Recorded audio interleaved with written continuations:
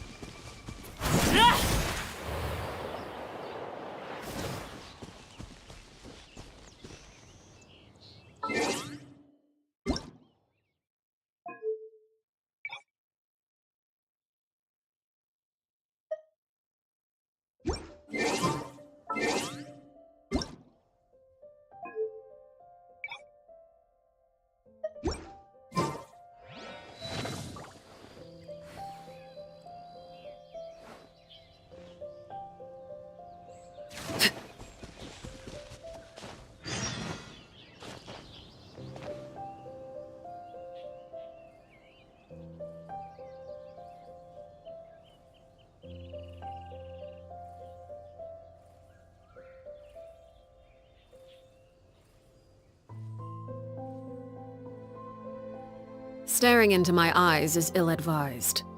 I can't promise you'll like what you see.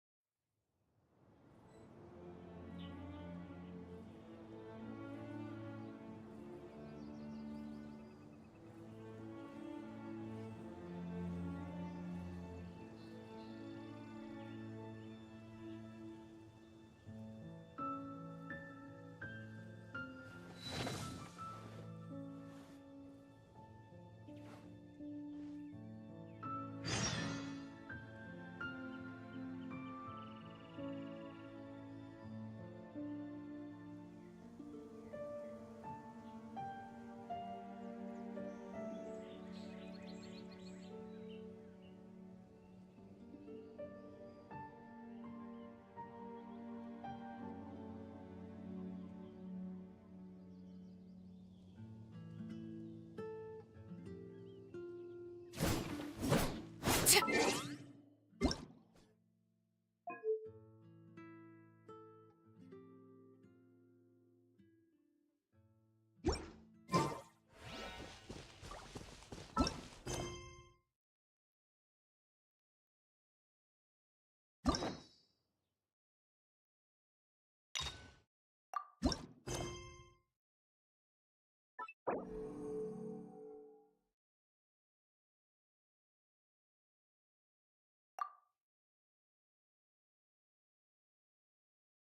Huh! It's been a while since we visited Poisson. Maybe we should head over and have a look around.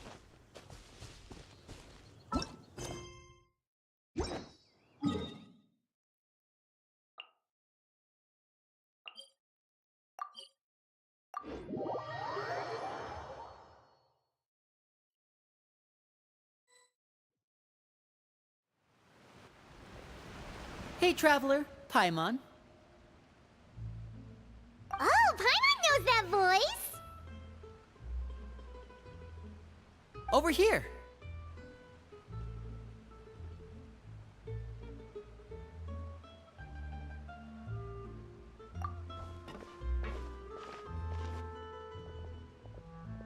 To borrow one of the more popular turns of phrase at the moment, this appears to be quite the fated reunion. Running into you two out of the blue like this has really made my day. I certainly wasn't expecting it. You can say that again. What brings you to Poisson? Wait, Paimon's got it! You must be here for one of your magic shows, right? Actually, we've run into a bit of trouble on the home front, so Father arranged for us to stay in Poisson for the time being. Oh, are Lynette and Fremine here too? Yep, along with most of the other members of the House of the Hearth. You may have noticed Poisson seems a bit more crowded than usual. So you're saying nearly the entire organization has moved to Poisson? Sounds like you've run into way more than just a bit of trouble. What's really going on? Well... Since the two of you are so curious, perhaps I can fill in the gaps. You scared Paimon half to death! Father, you're here. You know... On second thought, maybe we don't need to know? It's all probably super confidential House of the Hearth stuff, right? We totally weren't trying to pry or anything. No need to be nervous. I could sense your genuine concern from your conversation just now. Of course, I can also understand your confusion. Sending so many Fatui here to Poisson, it's only natural that some might suspect an ulterior motive to be involved.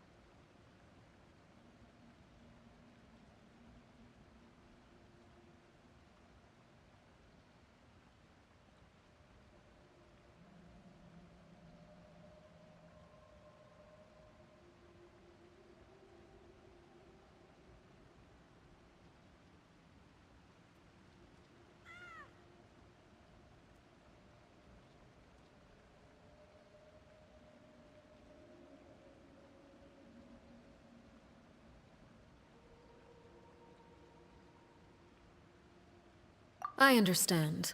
I'm well aware you've had your fair share of confrontations with the Fatui in the past, and I can't exactly guarantee that we'll remain on good terms in the future. As for right now, however, I would say we have little reason to be at odds, wouldn't you agree? The House of the Hearth could stand to be more open with those who have worked so closely with us in the past. As for the issue at hand, well, it hardly relates to any ulterior motive. To be frank, it all stems from a certain rumor circulating around the House of the Hearth. It's an internal matter. What sort of rumor? A rumor that a certain phantom child is hiding away in the House of the Hearth.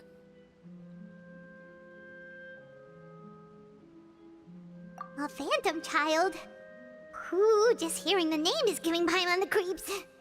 A spirit that should have long ceased to exist is lurking in the shadows of the House of the Hearth. So I decided to bring the children to Poisson before continuing to investigate the situation. I expect I should be able to track down the spirit fairly quickly. After that, it's just a matter of resolving the situation, if you will. It shouldn't be much trouble at all. If you're curious, or if you still have some concerns, it might be advisable to stick around for a few days. I'm sure the children would be exceedingly pleased to welcome some visitors. Lenny, I'll leave you to entertain our guests. I have some matters to attend to. Of course, Father.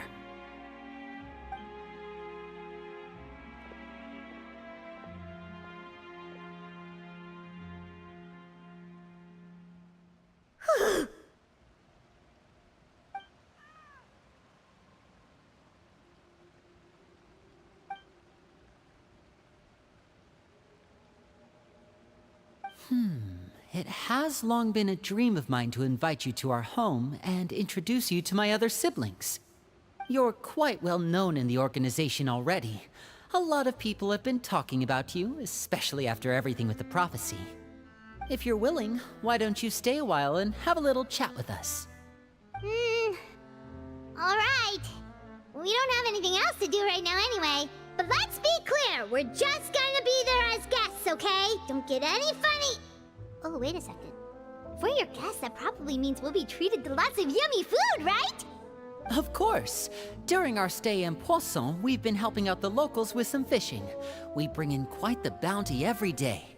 In fact, today is the perfect chance for me to show you what I can do in the kitchen. Let's go. I'll take you to where we're staying.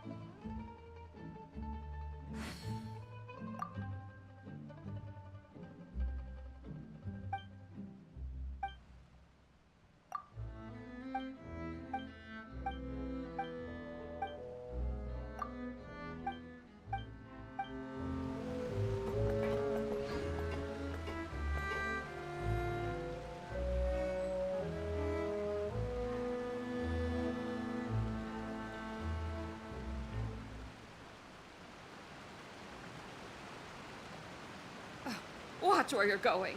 If you get hit by my wrench, it's your own darn fault.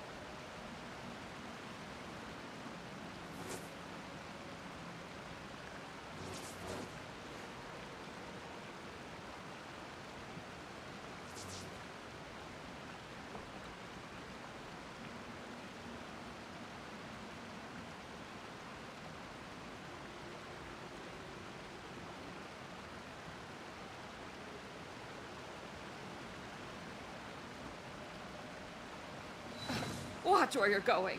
If you get hit by my wrench, it's your own darn fault.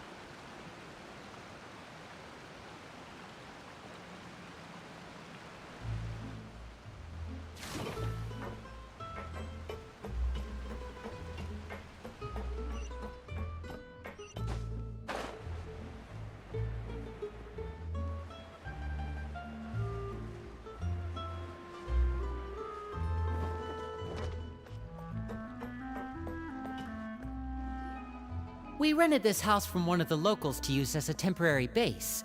I'll come back later and tidy up a bit. After that, it should be all ready for you to stay in tonight. Awesome, thanks! So, where are we off to now? Well, when I happened to run into you two earlier, I was actually in the middle of distributing some supplies. With this many people staying in Poisson, we have to bring in outside supplies every now and then. I should probably make sure the rest of these provisions get delivered, otherwise people might start to get antsy. Okay, we'll come with! There are all sorts of rumors about your organization floating around out there. Paimon's not sure if she could even take a wild guess as to what's true and what's not. But now that we finally have the chance to see a day in the life of the house, we can take a good look at how you operate! Well, you're more than welcome to come along. Just follow me.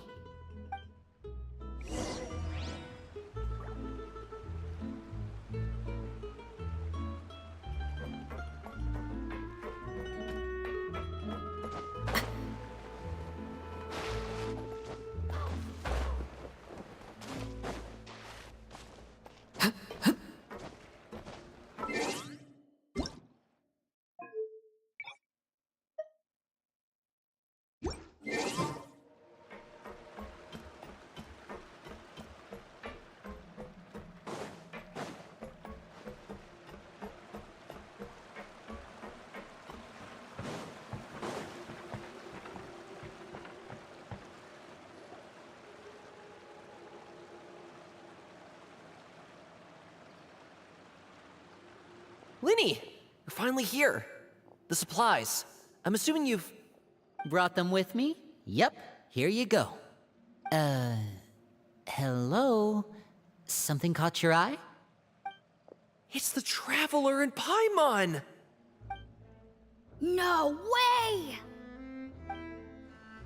Come here, everyone! Hurry! The Traveler and Paimon are here!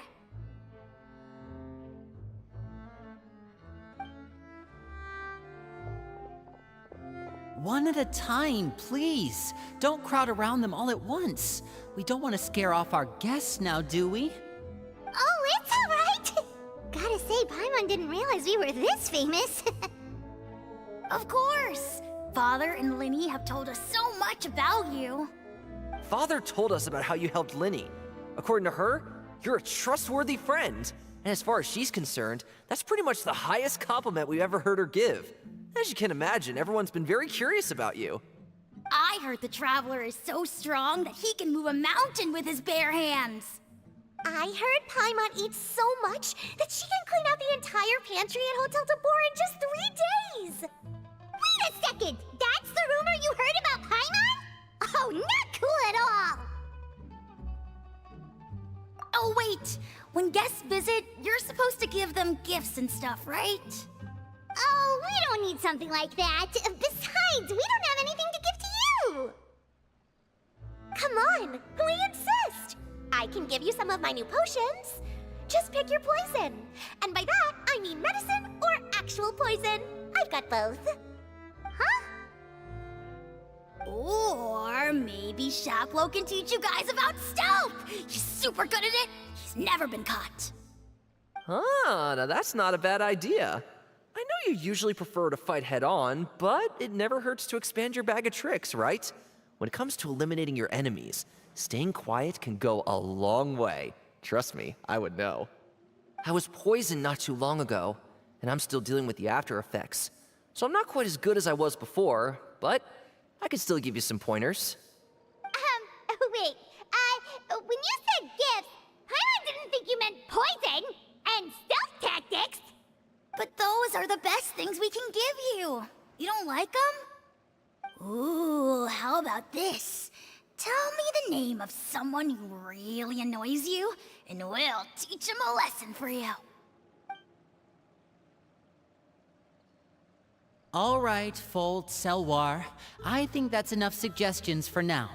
When it comes to being a good host, it's the thought that counts. You don't need a physical gift to make our guests happy. In fact, pestering them with suggestion after suggestion might make them more annoyed than anything. I would say your enthusiasm has certainly gotten across. Really?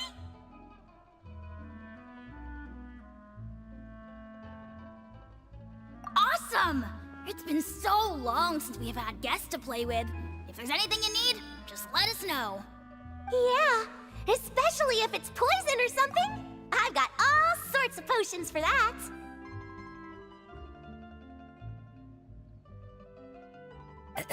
Well, we'll talk to you all later. We've still got supplies to distribute. All right, see you later.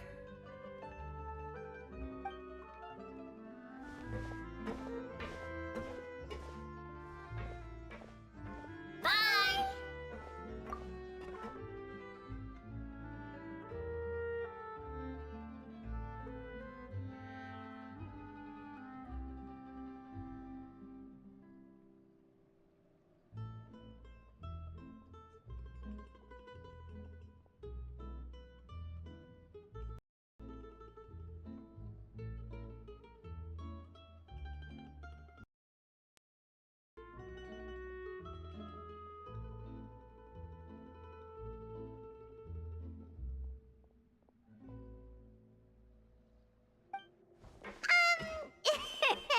Lenny, about all that poison and stealth tactics talk just now.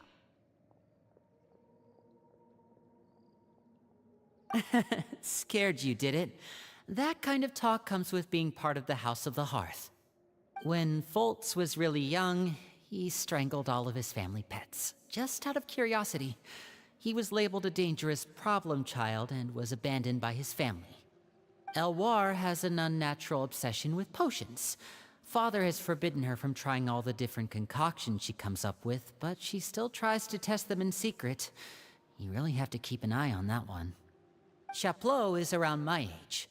While I'm mainly responsible for collecting intelligence, he handles surveillance. He's very passionate about his work and has no reservations about taking on some very difficult missions. I know you two probably aren't used to that kind of talk, but I can promise you they only had the best of intentions. Things like stealth tactics and developing different poisons, they really mean a lot to them. They were just trying to share the best of what they could offer, that's all.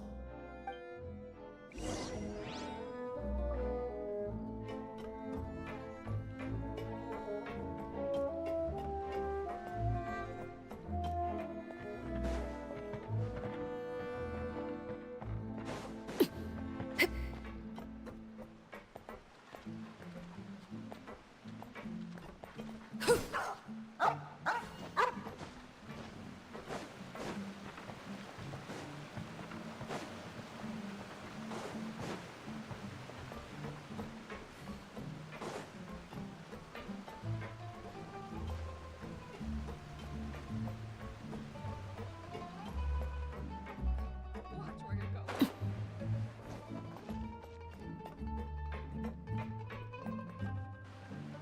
Filial, supplies are here. Thanks. And who are these two?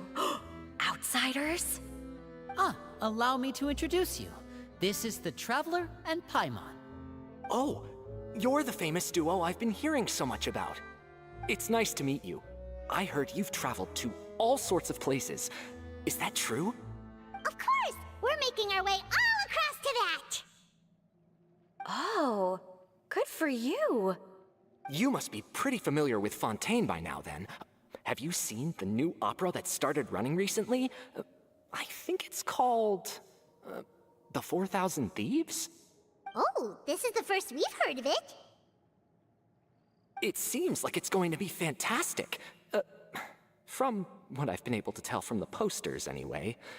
You should definitely check it out if you have the time. Oh, and there's The Blind Maiden, too. That one is supposed to have audience interaction.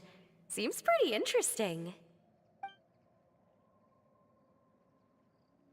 After this mission is over, I think I'll go get a manicure. Oh, maybe I should dye my hair. Wonder how much it'll cost. Is it just Paimon, or do these two seem much easier to get along with than the others? Looks like the House of the Hearth has some normal members after all. I heard that. Oh! Oops. I'm guessing you're referring to Foltz and the others? Yeah, we're definitely not all like them. I bet those crazies are practically foaming at the mouth right now. I'm sure they just can't wait to get back to Snezhnaya to carry out the plan. That's enough, Filial. Don't talk about family members behind their back, right? Whatever. Let's go. Guess this is goodbye then. If you ever have some time, we should go see the opera together.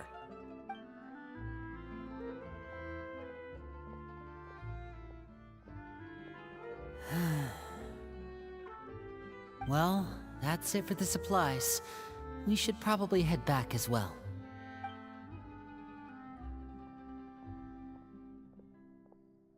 Well, they didn't seem too happy with each other. Seems like there could be something more going on here. You're right. We're only here as guests after all. Oh, Linny's getting super far ahead. Come on, let's catch up.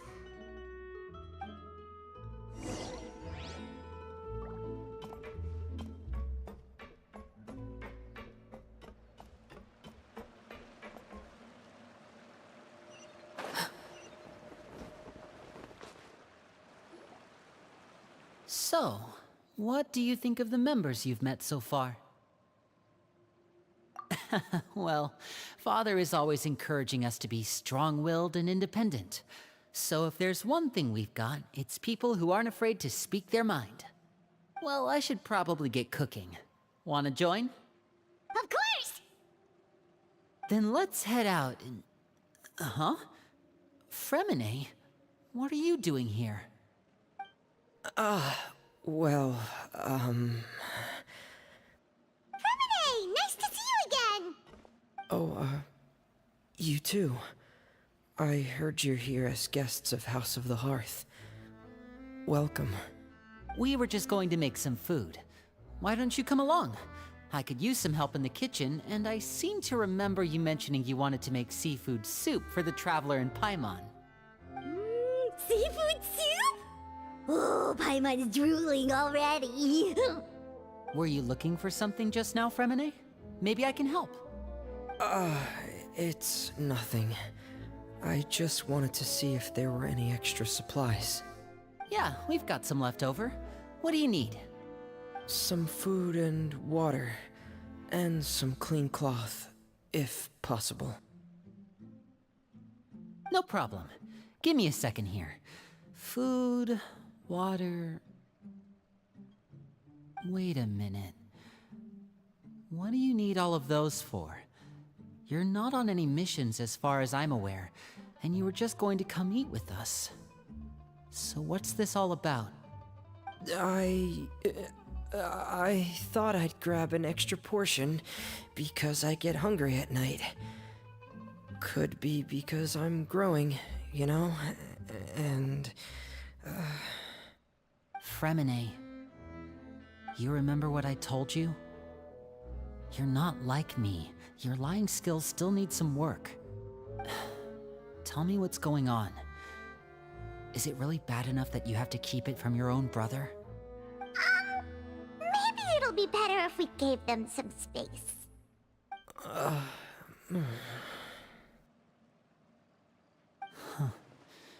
This is the first time I've seen that kind of look on your face. Whatever happened, does it have something to do with Father? Yes. Just follow me. I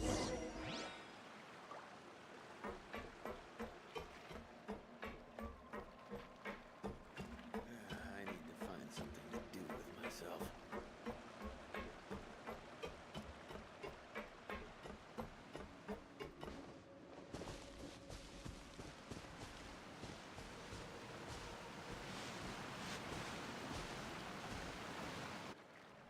You're back!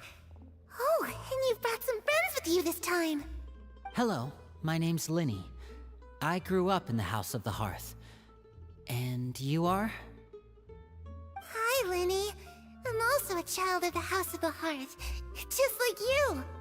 You can call me Clairvy. Clairvy? It's nice to meet you. Does that name ring any bells, Linny? No, Not at all. That's not a name we have on our roster, I'm sure of it. What I'm not sure of, though, is how she managed to sneak in. She must be the phantom child Father's been searching for. From the looks of it, I'm guessing you were the one that found her, Fremine. You, haven't told Father, have you? No, I haven't told anyone. I've just been keeping her hidden. For how long? About half a month now. So ever since we got to Poisson, then, do you have any idea what you're doing? I know what I'm doing. Really? 'Cause from where I'm standing, it looks like you're hiding the very person Father has been trying to find. If Father finds out about this, everyone involved is going to be punished. You know the rules of the house, Fremine. I know you do. Father doesn't tolerate any form of betrayal.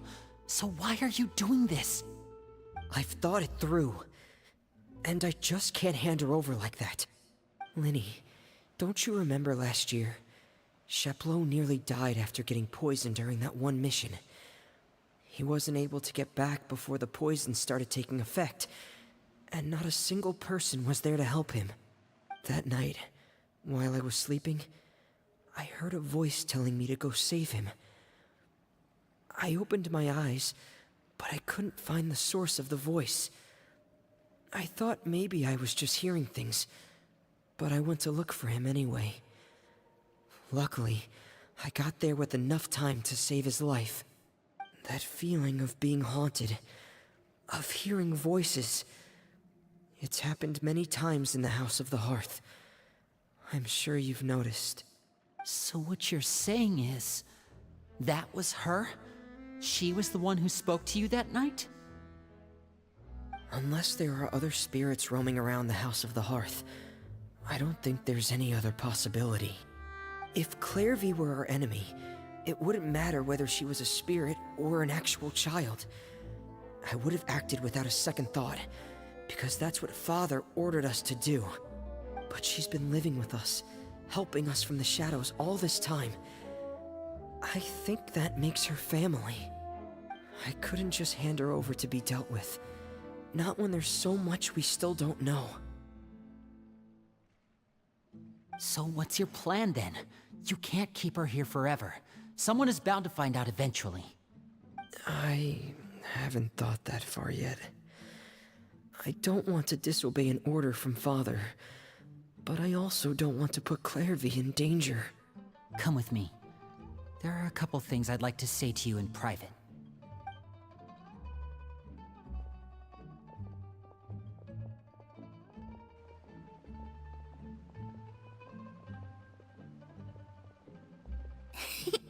Those two sure care a lot about each other. Well, they got a funny way of showing it. From where Paimon was floating, it sure seemed like they were about to bite each other's heads off. No way! They have a really deep bond. I could tell right away, because I also have a friend like that. I just don't know how long that kind of bond can last. The darkness in the house runs deeper than you can imagine. No one can get out alive. I'm sorry, Linny. I really didn't mean to drag anyone else into this. Oh really? You didn't mean to? 'Cause I for one wish you did. Huh? What do you mean? You know, when we were younger, you didn't call me Linny. You called me brother, just like Lynette. We grew up together, the three of us. We were all orphans, all rescued by Father. Of all the siblings in the House of the Hearth, I think our bond was the closest. Later on, when you started calling me Linny, I wasn't actually surprised. After all, Lynette and I are related by blood. We've had to depend on each other to survive long before we joined the house. Linny, The darkest and most difficult moments of my life happened before you and I had ever met. I'm sure that's true for you as well. Even so, Fremine, we've stood by each other for all these years now, and to me, that means more than blood. You and Lynette are the most important people in my life. No one can replace you. So I won't let you face anything alone. Not if I can help it. Oh, looks like things are getting kinda heated between Linny and Fremine. Maybe we should go check on them. Oh, it's raining. I should put my clothes away.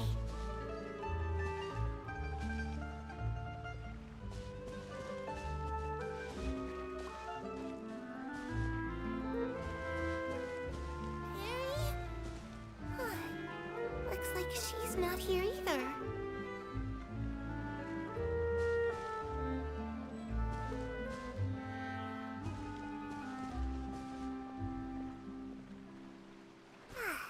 It's time to eat.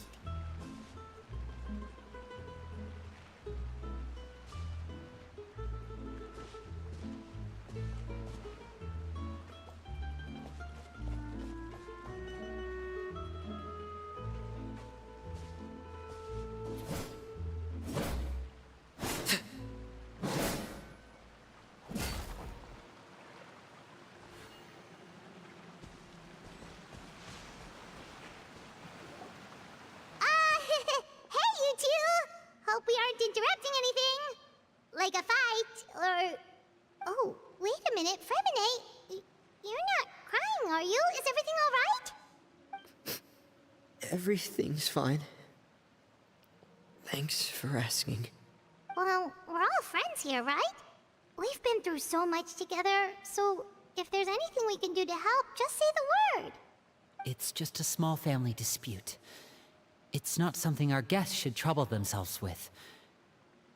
In fact, it might be better if your stay ended here.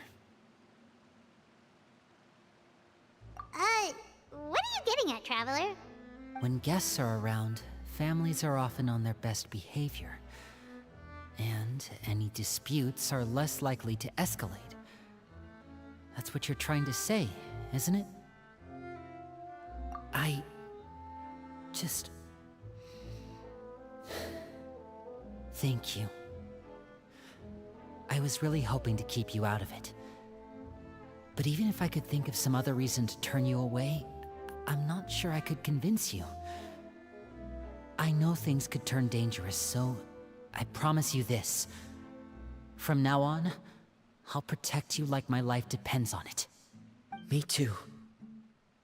Well, back to the matter at hand then. If we don't plan on handing Clairvy over to Father, then our only other option is to solve the mystery of her identity before Father is able to track her down. That means finding out where she came from and what she's doing here. Then we can send her on her merry way and pretend like none of this ever happened. I've tried that already. And? And... nothing. I tried taking her somewhere really far away, but... after some time, she just reappeared. She even came with us all the way to Poisson. It seems like wherever the house is, she follows. I don't know much about spirits. Do you two have any ideas? Let's see here. Paimon remembers hearing something like, if you fulfill a spirit's last wish before they died, they'll let go of whatever's keeping them here and return to the ley lines. Oh, it's just that Paimon doesn't really remember where she heard that, so it's not guaranteed to work or anything. Well, sounds like it's worth a shot. Guess that means we should go ask her about her wish. But first, Fremine, I need you to promise me something. What is it? I need you to promise me that this will stay between the two of us. We're the masterminds behind this whole thing. No one else gets involved. Can you do that for me? Of course. I promise. All right. Then let's seal the promise just like when we were kids. Fist bump on 3. Ready? 1, 2, 3. I swear.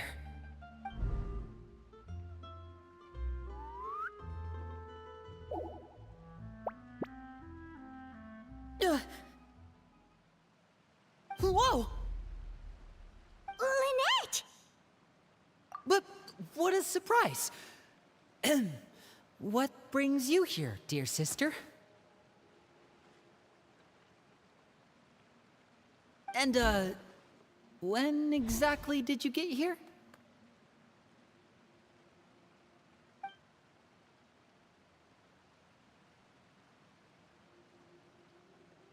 You're an idiot, brother.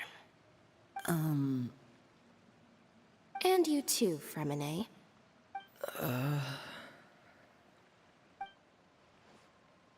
You 3, Traveler. And you 4, Paimon.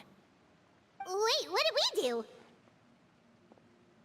I've seen Clairvy around the House of the Hearth before.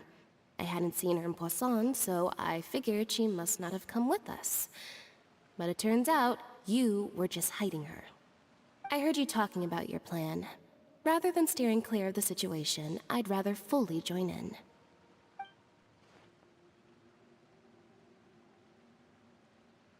If you don't agree, I'll have no choice but to report everything back to Father.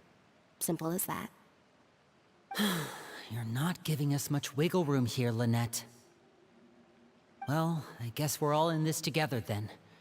After we talk to Clairvy, we'll figure out our next move. There's no time to lose. Let's go.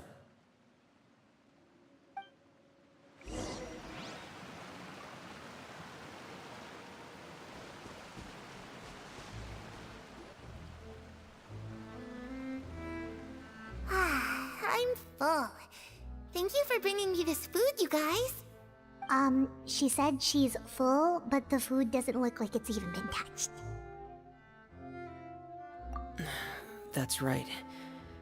Based on what I've been able to observe, it doesn't seem like Clairvy can interact with the physical world at all. Still, when she's presented with food, she'll always linger around it for a good little while. Maybe, in her mind, she really is eating those things. Does she know that she has already passed away? I've tried to ask her, but she didn't answer. My guess is that she's just as confused as we are. Or maybe she couldn't understand the question at all. Clairvy, if you've got some time, I'd like to ask you a few questions. Sure. Oh, another new friend. Hi, I'm Clairvy. Hello.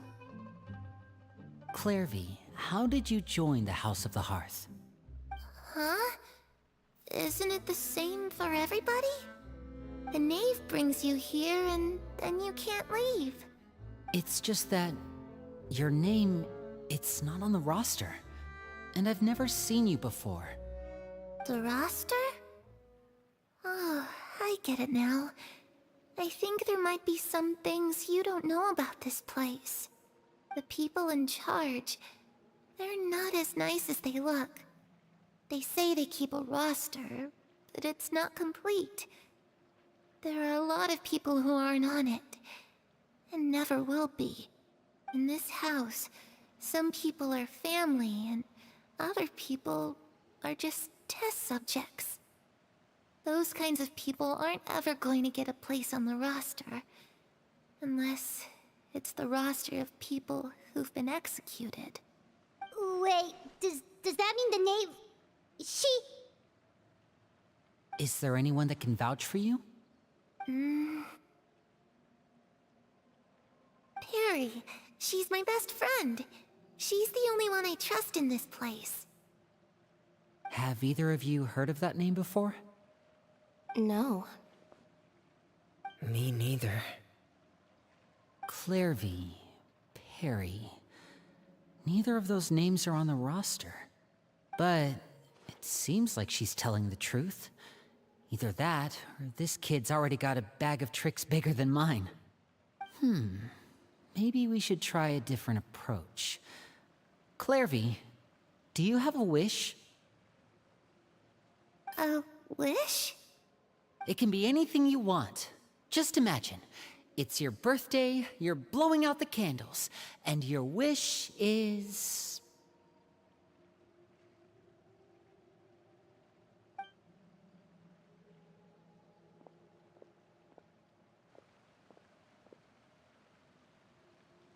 To Go outside, where the sun can find me. That's it? Well, that sounds easy enough. The darkness in the house runs deeper than you can imagine. No one can get out alive.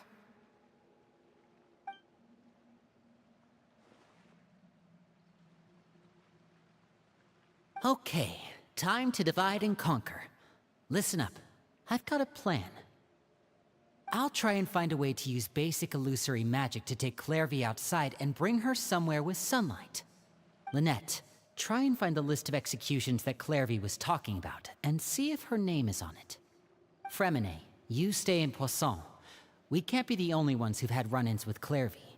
I need you to collect intel on everything she's said and done. Understood. I'll try my best. What about us?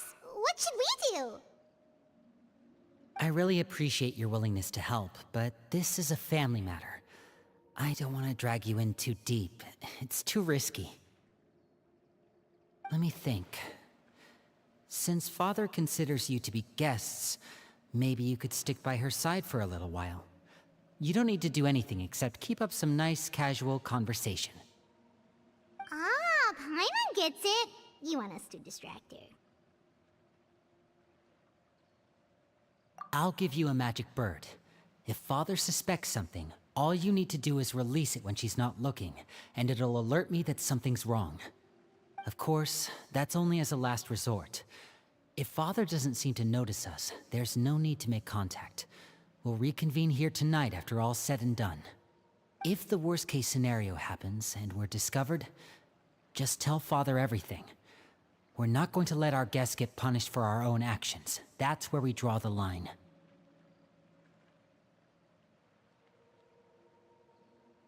You too. Okay, this is where we part. Father should be at the beach nearby.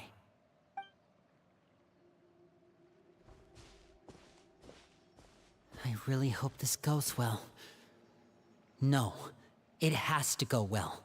That's the only way this can get resolved.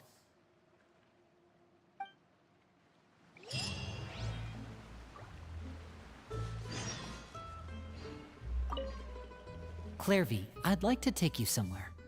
Is that okay with you? Sure. Where are we going?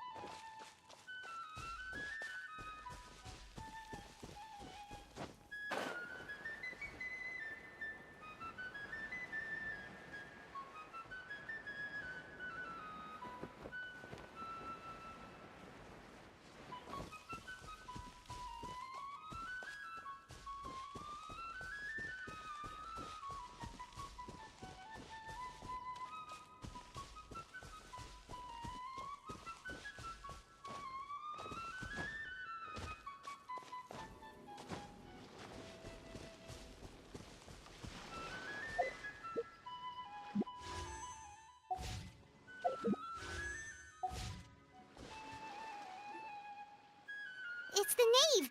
And... child! Hey, aren't you supposed to be in Snezhnaya recuperating? What are you still doing in Fontaine? Oh, it's you two. I didn't expect to run into you here. I was unconscious for quite a while after the fight in the Primordial Sea. After I woke up, I realized I was being taken back to Snezhnaya, and well, I couldn't have that now, could I? Not when I've still got unfinished business here in Fontaine. So, I mustered up all my strength and made the journey back on my own. What sort of unfinished business are we talking here? It has to do with Skirk, my master. I really wanted to meet up with her, but by the time I got back, she had already left. I still have so many questions for her. Without any other leads, all I could do was ask the knave to help me track her down. She must have left behind some traces from her time in Fontaine. Oh, Okay, so have you found any clues? Unfortunately, no. While the House of the Hearth is adept at collecting all manner of intelligence, certain existences can still manage to escape our purview. Basically, unless Master feels there's a need to meet with me, she's not going to be found. But that problem has an easy fix. I just need to become stronger, and then... Paimon thinks you should focus on getting better first. The worst of it is over. It's all thanks to that one kid from the House of the Hearth. Elwar, I think her name was. She gave me a bunch of random potions to drink. They didn't go down easy, let me tell you. Pain and chills all over. But they really did help speed up my recovery. And that's good, because it looks like I really do have to head back this time. The old man's been putting the pressure on me. He sent someone to tell me I'm needed for some sort of project. Project Stuja? Yeah, that's the one. I heard Regrader's involved too. I'm not looking forward to having to listen to all his monologuing, that's for sure. Hey, maybe you could think of a way for me to stay in Fontaine for a little longer. Helping Linny and the others brush up on their fighting skills would be far more interesting. If you and I could spar, that would be even better. I've been waiting for a chance to see you go all out. And what a sweet little daydream that is. But I also have a role to play in all this. I'll be leaving Fontaine shortly as well. Besides, considering how little they see fit to step outside the homeland, being called on to return to Snezhnaya by such illustrious dignitaries, what a great honor. Wouldn't you agree? One I could do without, I'd say. Is it just Paimon? Or does it kind of seem like they're... So, dear guests of the House of the Hearth, to what do I owe the visit? Well, we just... Right! We're super close to Linny and the others, but we still don't know much about you! Is that so? Introductions have already been made, have they not? Oh, well, you see? There's only so much you can learn about someone from a short introduction. At least tell us something a little extra, like... Why do you call yourself father? Huh, good question. I'd also like to know. The fact that you have to ask tells me our intelligence work has been quite successful. Telling you the answer to that question would only serve to undermine that success. And we can't have that, now can we? Spoken like a true diplomat. That was some expert sidestepping right there. Well, if there's nothing else, I think I'll take my leave. I still have a small matter to resolve at home. Wait, don't go!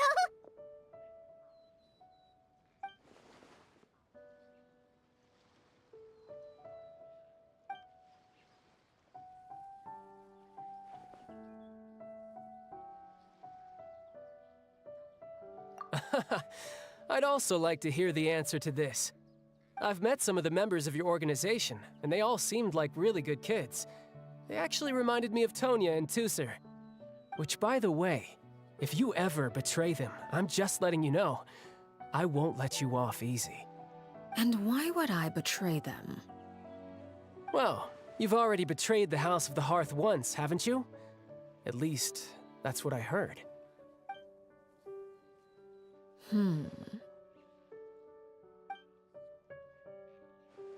Okay, I admit. That's just what the old man told me. The rooster, I mean.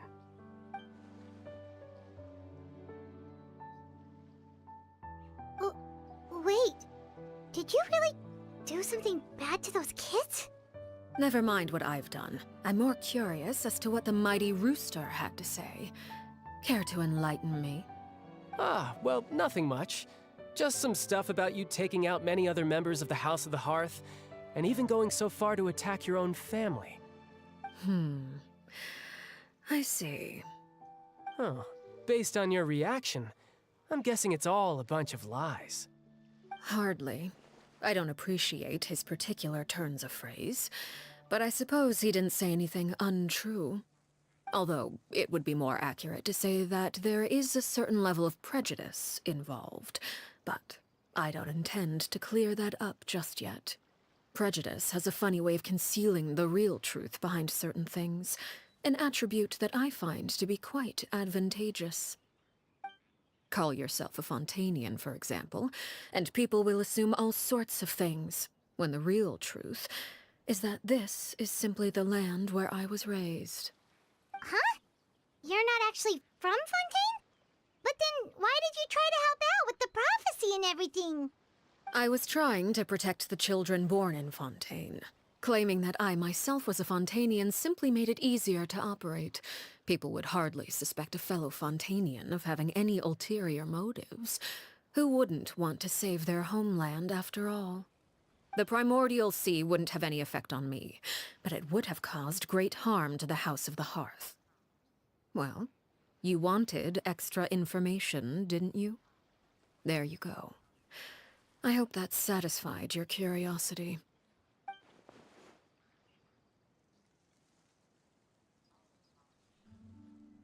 So, you stayed in Fontaine for the kids. I guess I was wrong to believe you'd betray them.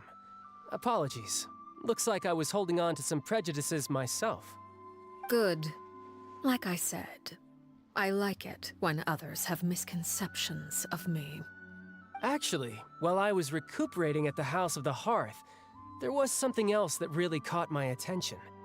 I heard that members always resolve disputes and arguments with a friendly spar, and the loser has to back down.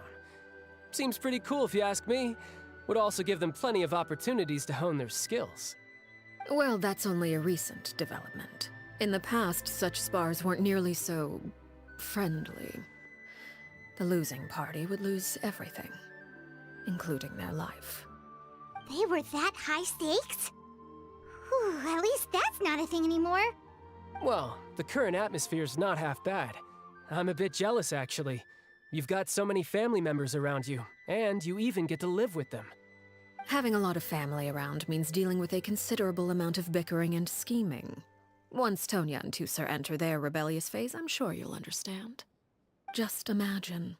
Tusser becomes obsessed with plucking out strands from the rooster's mustache, or Tonya decides to dye her hair 42 different colors. Okay. I get the picture.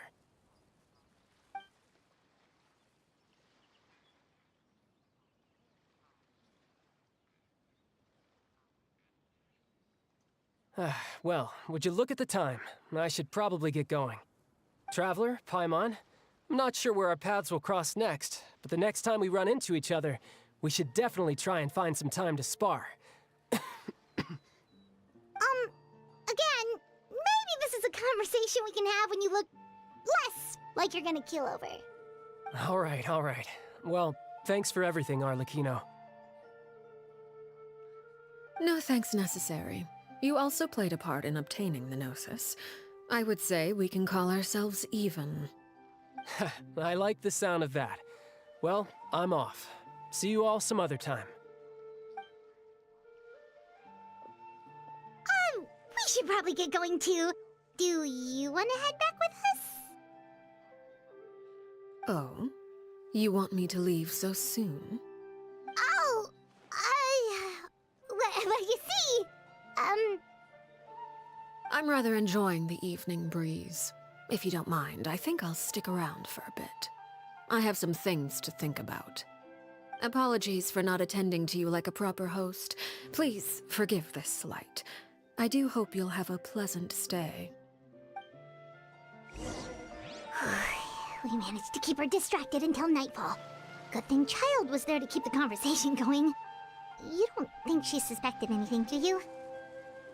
Oh, I wonder if Liddy ran into any issues. Let's hurry back and see how everything went.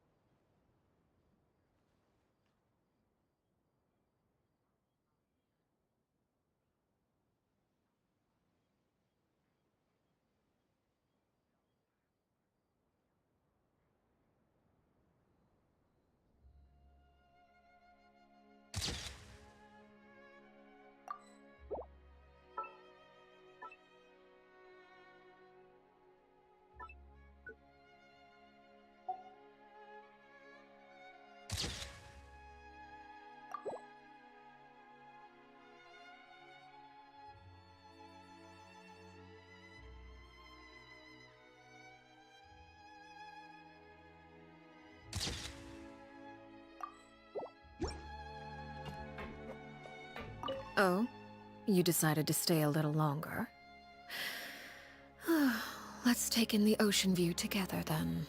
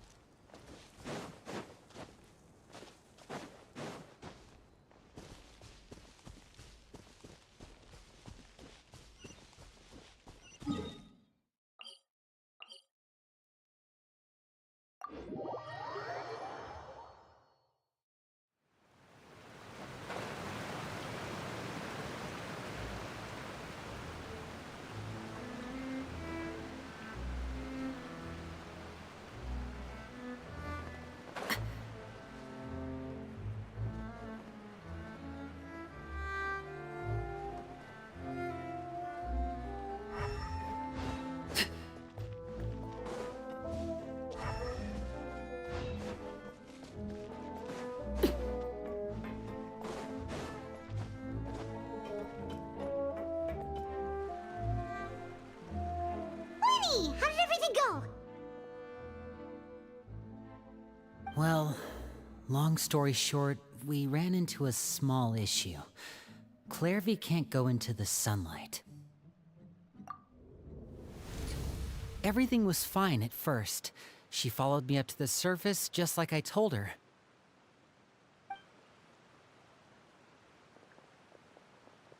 But as I led her out of the shadows and into the sunlight, she vanished. I turned around and there she was, standing at the edge of the shadows, silently watching me. Huh. Maybe she's afraid of sunlight, or... No, it wouldn't be her wish if that were the case. Well, we could always try pushing her into it. Oh, true. I've pretty much tried it all already. Nothing worked. Eventually, the sun went down, so all I could do was bring her back here. How did it go with you, Lynette? Good. I've got the list. It's right here. Really? Well, what are we waiting for? Let's take a look!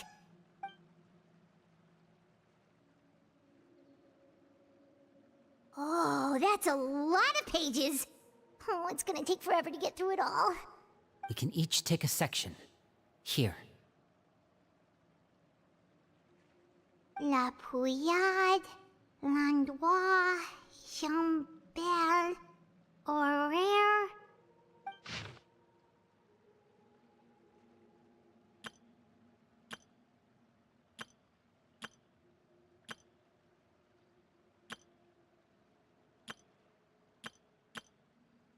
Oh, yikes.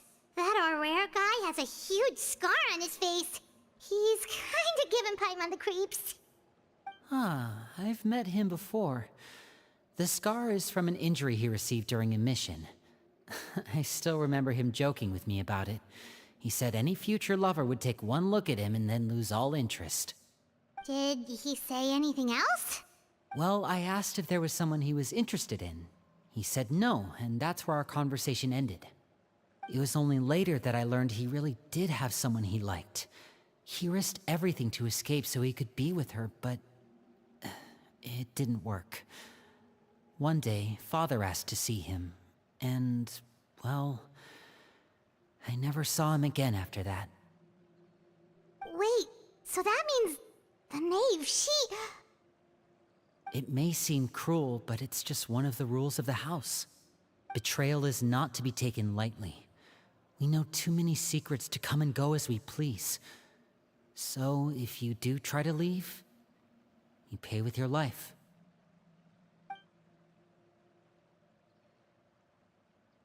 Her name's not here, huh? Well, that's not too surprising. it doesn't seem like this list is complete.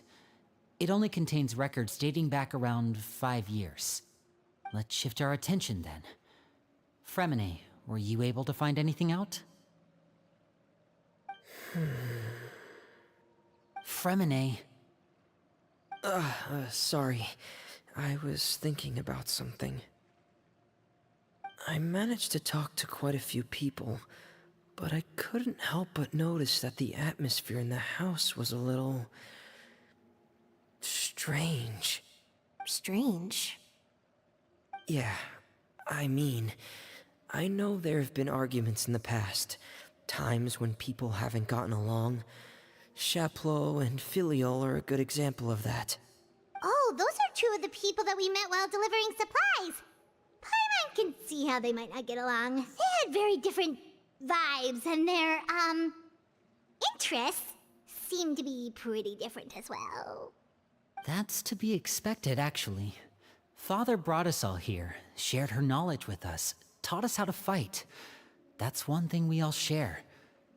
But that's also where the similarities end. Not all of us feel the same desire to stay here. As members of the House of the Hearth, we're also considered part of the Fatui. And to a lot of people, that's an identity they never asked for. Certain members get older and realize they want something else for themselves. But considering the rules of the House, most people would never say that out loud.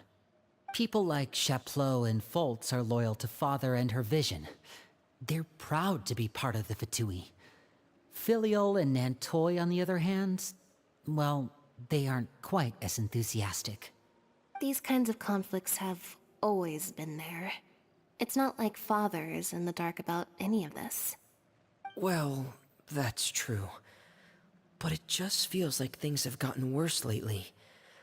Filiol and the others, it seemed like they were meeting in secret to talk about something. I can't say for sure, but I think they've met Clairvy. You think she's been inciting them to act out? No, not exactly. But I wouldn't be surprised if she said something to them about the darkness in the house and how deep it runs. She's told me about it before. Experiments being run on children. People being used as pawns on the battlefield without so much as the strength to survive. And they just believed all that? Without any evidence? Clairvy's words probably gave them the excuse they were looking for. Whether they actually believe them to be true is secondary. This is all because of Project Stuja, isn't it? Whoa. Hold on a second. What's this Project Stuja all about, huh?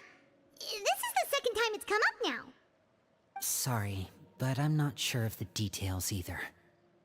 I only know what Father has told us, which is that it's something the Rooster and Regrader have been working on together.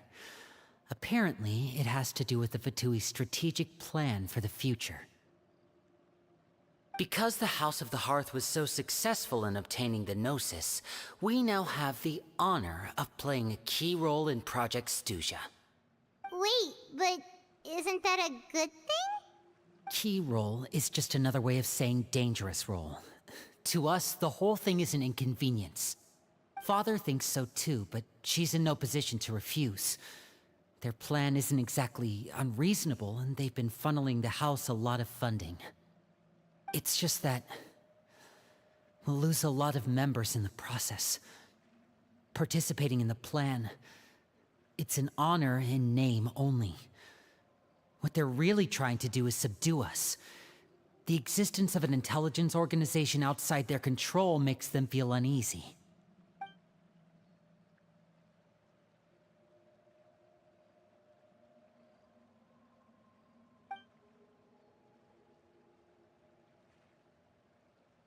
Okay, super complicated top secret Fatui business aside, what does all of this have to do with the conflicts you were talking about earlier? Paimon doesn't get the connection. External pressure has a way of exacerbating internal strife. You can't overlook the power of fear either. People are afraid of dying, and that fear is often the impetus for a lot of stupid decisions. I thought resolving the Clairvy situation would make everything go back to normal. But it looks like things are more complicated than I thought. If we leave Filiol and the others to their own devices, sooner or later, Father will be forced to take action. We can only focus on one situation at a time, brother. You're right. Even if we confront Filiol and the others, it won't do any good. It might even make matters worse. We should focus on Clairvy for now. Well, it's getting late. We should head back and get some rest. We'll try again first thing tomorrow. Lynette, you stick with me this time. Fremine, keep a close eye on Filiol and the others. Make sure they don't do anything they'll regret. Good work today, everyone. Have a good night, and I'll see you tomorrow.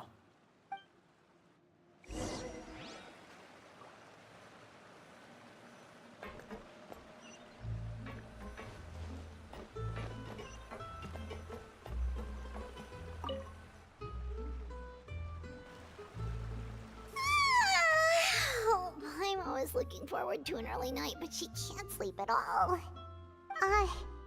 Hey, you don't think the knave will be too angry with Linny and everyone if she finds out about all this, do you?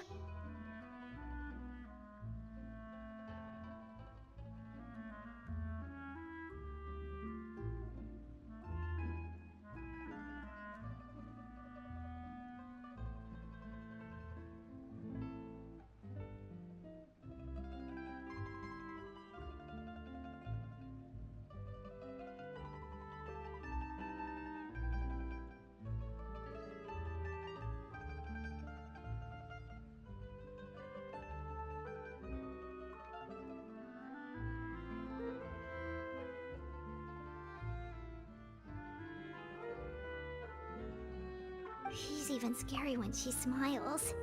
If she were to actually get angry... Ooh, you have to protect Paimon if that happens, okay, Traveler?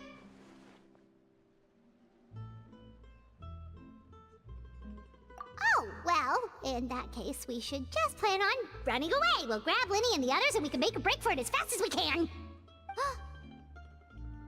Look! Look over there! Quick! Let's catch up with her before anyone sees!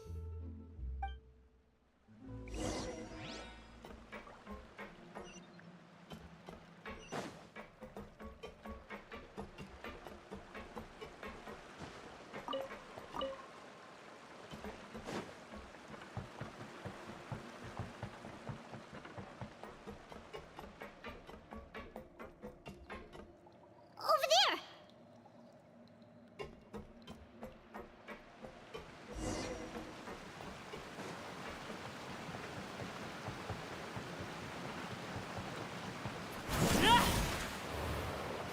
Oh, where is she going? Oh, if someone sees her, we're toast!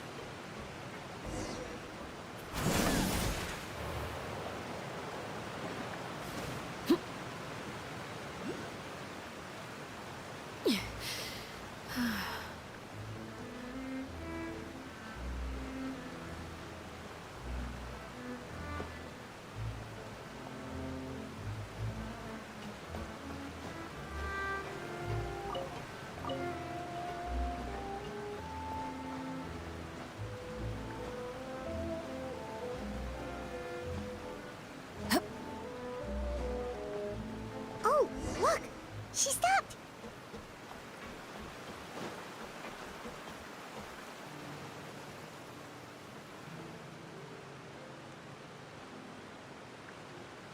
Clairvy! Shh. I opened the window while no one was looking. Look how pretty the outside is. If only I could have more than this. You probably think I'm being silly, huh? All this hopeless resisting?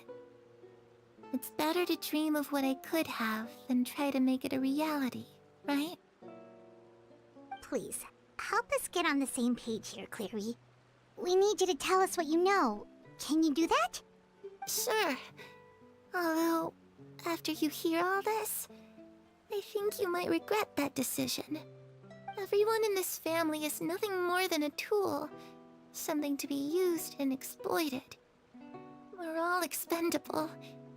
Including me. As long as you're useful, you get to stick around. Lose your value, and you're handed over to the doctor, experimented on, and given a fate worse than death. I've seen it happen again and again, and I've had enough. You're saying the knave did all that? It's just, that doesn't seem like something she would do. She's scary and all, but it seems like even she has lines she wouldn't cross. I knew you wouldn't believe me. Everyone thinks she's a good person. They all think of her like a real mother. Mother? But she doesn't deserve that title. She's disgraced it and tarnished it. And if I had things my way, I'd never see her again. If only Perry were here, she'd understand. Perry. There's that name again. Also, Paimon's getting a strange feeling. It almost feels like she's not really here with us. Paimon can't tell if she's actually talking to us or if she's mistaken us for someone else. Well, in any case, it seems like she really needs someone to talk to. We should keep her company for a little longer. She looks so young. But it seems like she's been through a lot. It's getting windy. I should close the window. Ooh, look at the moon. Isn't it pretty? Hey, wanna hear a secret? I heard that if you look up at the night sky in Snezhnaya, you can see the aurora. It's supposed to be super pretty. Even prettier than the moon tonight. Perry and I promised each other that once we're older, we're gonna go see it together. But I can't find her. I'm worried she's also been... No, that wouldn't happen to her. She's special. Mother likes her a lot. I should really go talk to Mother, but we just fought.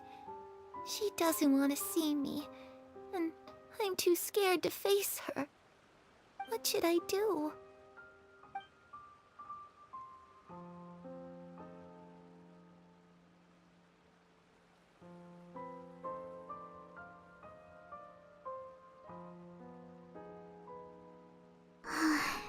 Paimon really doesn't understand what's going on with her. Well, let's head back. We've got an early morning tomorrow.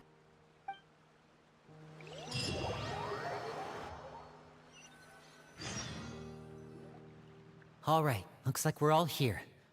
Let's go ahead with the plan. Oh? What is it? What makes you ask that? Well, we kinda ran into Clairvy last night, and that's what she told us.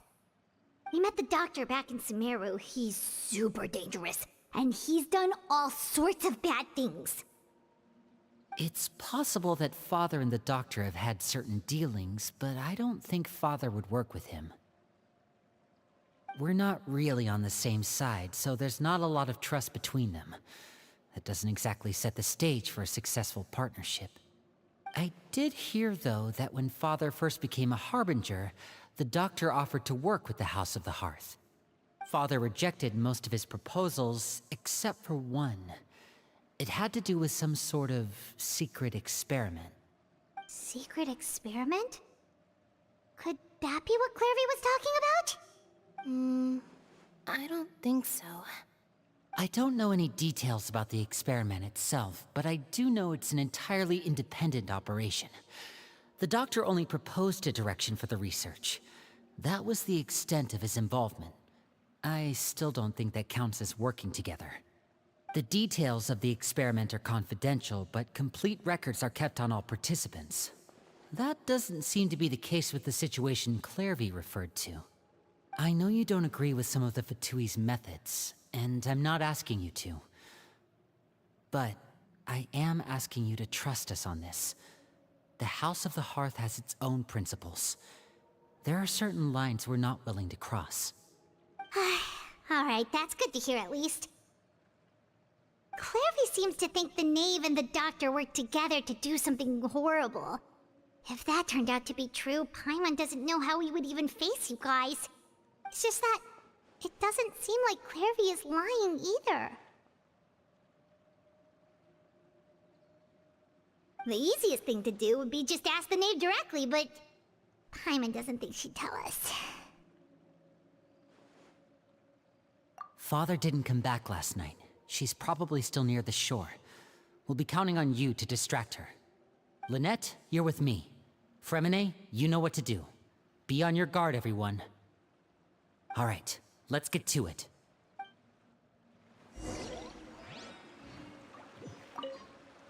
Where are we going today? Let's try somewhere further away this time.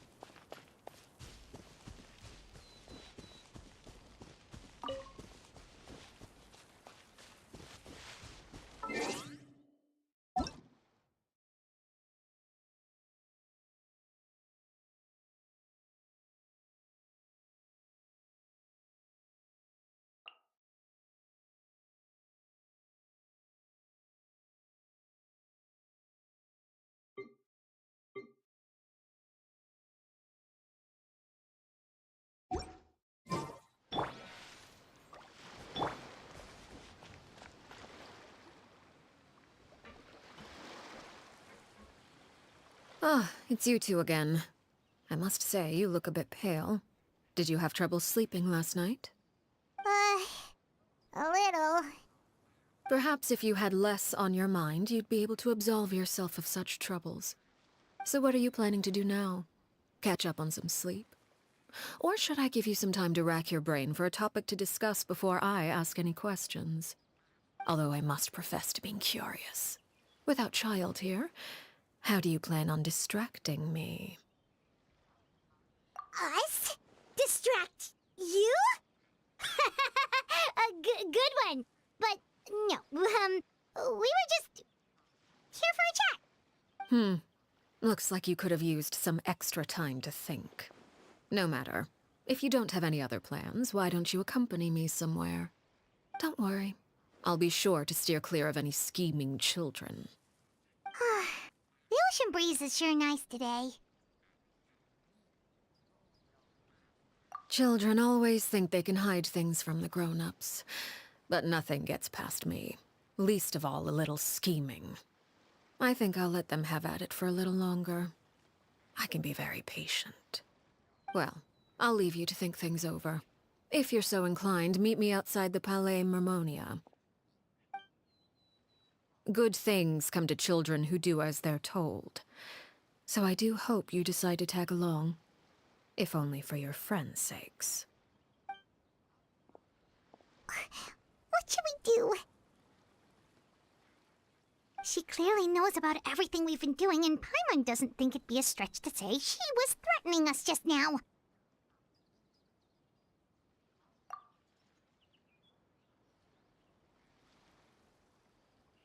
Oh, good idea. Hopefully he sees it in time. Well, we should probably head to the Palais Mermonia. Paimon doesn't want to find out what happens if we don't show up. Based on what the knave was saying just now, it sure didn't seem like it'd be anything good. Okay, then we probably shouldn't keep her waiting. It seems like Linny and the others are on thin ice, so let's do our best to not get them in any more trouble.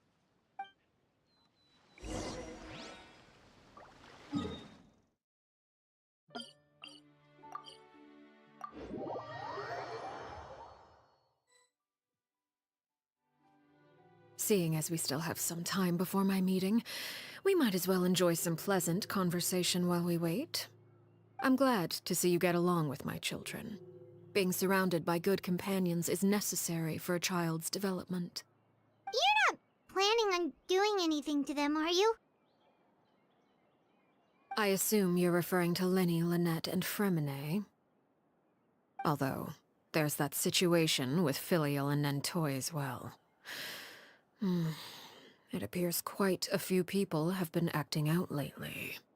No matter. I'm not one to discriminate. All those who betray the house meet the same fate.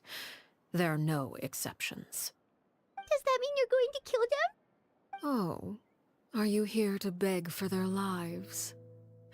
I'm sorry to disappoint, but the rules of the house change for no one. In my organization, everyone is responsible for their own actions. But don't you care about them at all? They really respect you. They even call you father. You must feel something for them.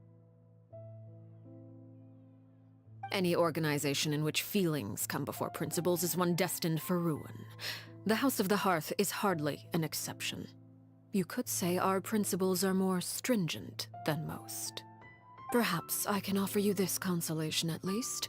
As our guests, you two will not be held accountable along with them. I would imagine Linny, Lynette, and Fremine will be able to keep their lives. As for Filial, Nentoy, and the others, I'm afraid there's little I can do. They can try to escape, but once you know our secrets, there's no getting out alive. But that's awful. Ah, you seem concerned. Out of consideration for my guests, I suppose I could turn a blind eye for a little longer. If Linny and the others manage to dispose of Clairvy in the meantime, all evidence of their wrongdoing will be lost. In that case, I could hardly punish them for something I couldn't prove. If their efforts are unsuccessful, on the other hand, all will be held accountable. And the punishment will be severe. Of course. Oh, and here, I believe this belongs to you. Do try and keep better track of it next time. It takes a considerable amount of time to train a bird like this. It would be such a pity if you were to lose it. Permanently. Wait, where did you get that? Well, I'm afraid that's all the time we have to chat. Now, for the matter at hand. I asked you to meet me here because I have business at the Palais Mermonia. It has nothing to do with you, but I think it would be prudent for you to stick by my side for the time being. There will always be time later to run off and tell Linny what you've learned. Well, time to go. Looks like we wrapped things up just in time.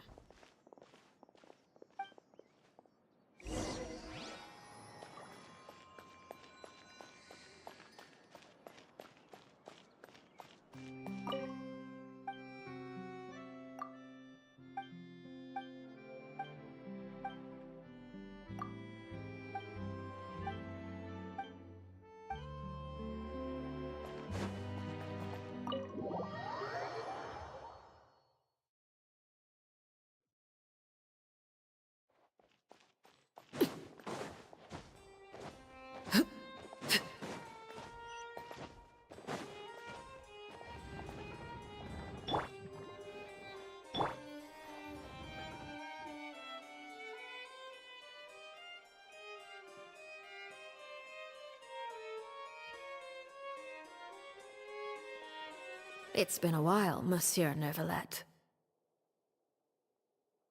I must say, I wasn't expecting my meeting request to be approved quite so quickly. The Palais Mermonia operates with an efficiency worthy of admiration. It is only right that an esteemed diplomat such as yourself should be afforded the proper level of respect. Although, if I may speak plainly, I must confess that I did not anticipate we would have the occasion to meet again after presenting you with the Gnosis. I see you brought the Traveler and Paimon with you as well. If I may inquire as to the purpose of your visit. I'll be departing Fontaine shortly. There is, however, an outstanding matter that I would like to see resolved before I go. It requires a rather lengthy explanation, I'm afraid. So I took the liberty of explaining everything in this proposal. Please review it at your leisure, Monsieur Neuvillette.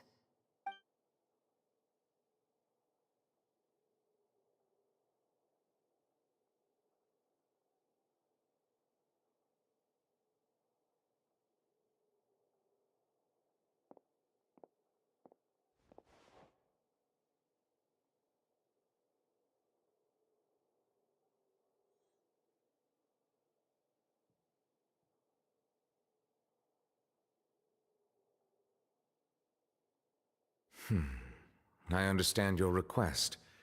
However, at the risk of causing offense, I must admit that I fail to see why you would wish for such a thing.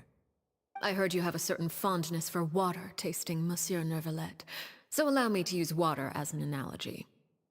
A family is like a large body of water with countless rivers flowing in and out.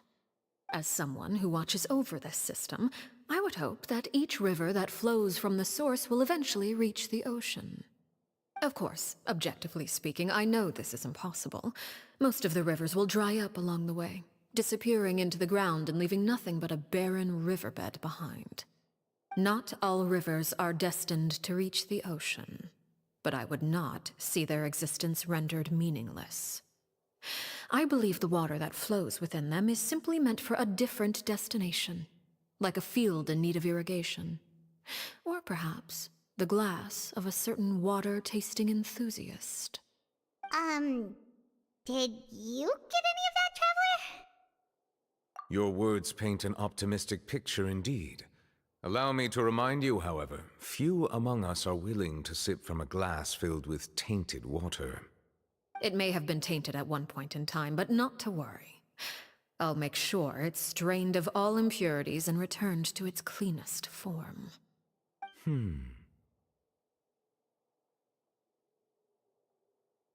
I seem to recall there being a transactional aspect to your proposal. Perhaps you could expound on that? If you accept my proposal, Monsieur Neuvillette, I will gradually withdraw my forces from Fontaine. And, unless absolutely necessary, I will no longer carry out any special missions within Fontaine. I presume I can take your words to mean that, in the future, cases similar to the Tartuffe assassination will cease to cross my desk? Tartuffe? Ah, that thief who embezzled funds from all those charities, you mean? My deepest condolences to his family, but without any evidence, I cannot imagine how the House of the Hearth might have been involved in his passing. Of course, if you accept my proposal, Monsieur Neuvillette, I'm sure certain measures could be taken to reduce the frequency of such troubles. You choose your words carefully indeed. In that case, I am inclined to accept your proposal. My thanks for your generosity, Monsieur Neuvillette. Well, with that settled, we should be going now. I took the liberty of bringing along 2 bottles of spring water from Snezhnaya for you to enjoy. I do hope I get the chance to hear your impressions. Perhaps at our next meeting, yes? Indeed. I trust you would not overlook your commitment in the meantime. All right, Traveler Paimon. Time to go.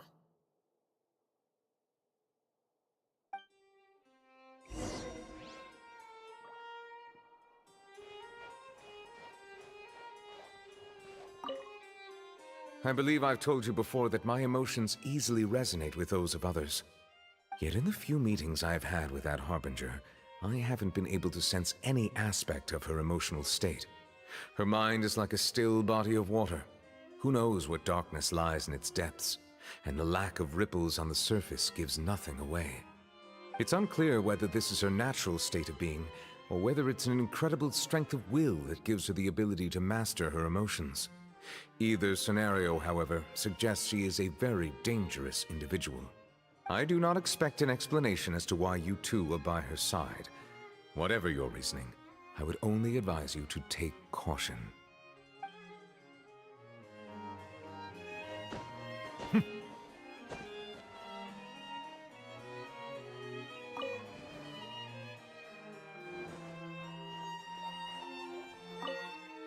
I believe I've told. Yet in the few. It's unclear whether. I do not expect.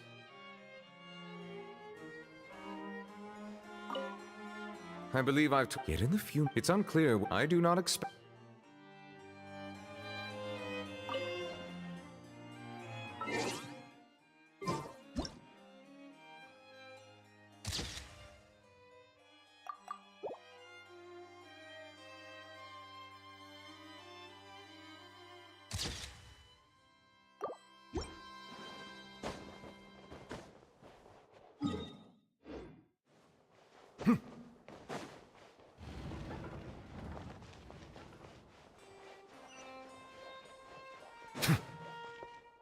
These newcomers are full of enthusiasm.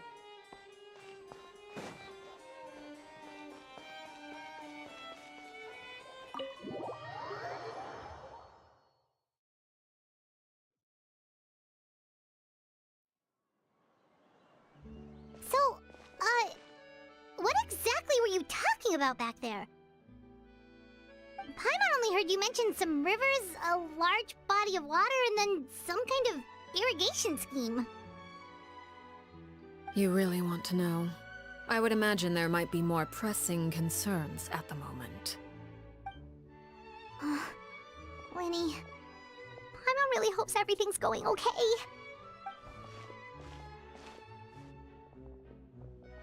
Oh, Paimon recognizes that look. You've got your thinking cap on, don't you, Traveler?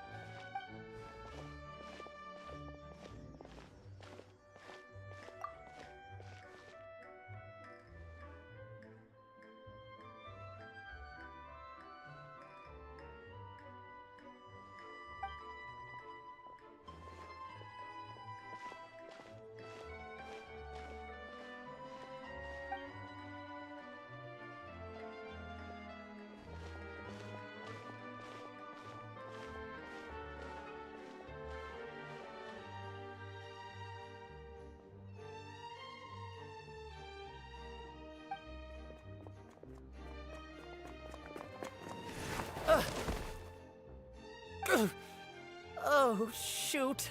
Are you alright? Oh, jeez. I'm so sorry. I was so focused on selling these papers, I wasn't looking where I was going. Well, let me make it up to you at least. Here, take this paper. On the house.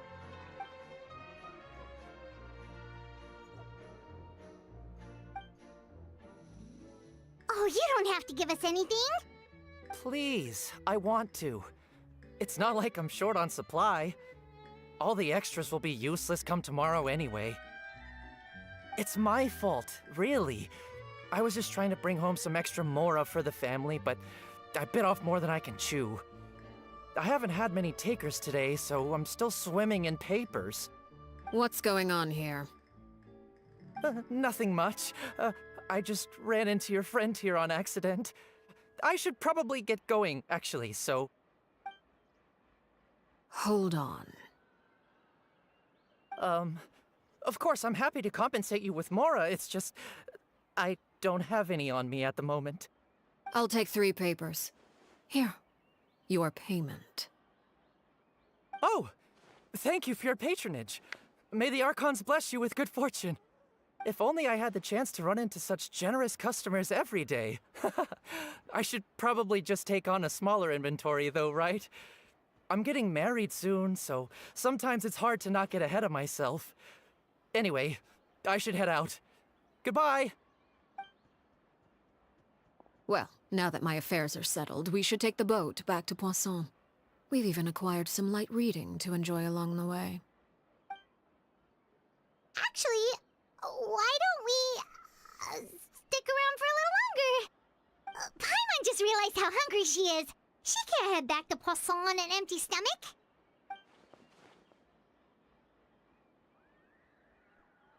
It appears you two are under the impression that delaying our return will somehow alter the situation in your favor. I'm sorry to ruin your fantasy, but your efforts are meaningless. That being said, I could be persuaded to give Linny some extra time. I just have one condition. If you agree to my request, I'll even answer some of your questions. You're quite curious about Clairvy, are you not? And my relationship to her. Wait, why are you being so generous all of a sudden? You're not gonna ask us to do something bad, are you? You overestimate yourself. You don't have the talent for bad things. Then what can you possibly... The most important consideration in a negotiation is that both sides receive something they want. Demands and threats only get you so far. Wonderful. Here it is. When the time comes, make the choice that you deem most appropriate in the situation, and lend your help to the House of the Hearth.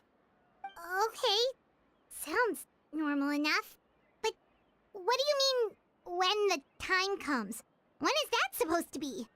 That is for you to decide. Then we have a deal. Follow me.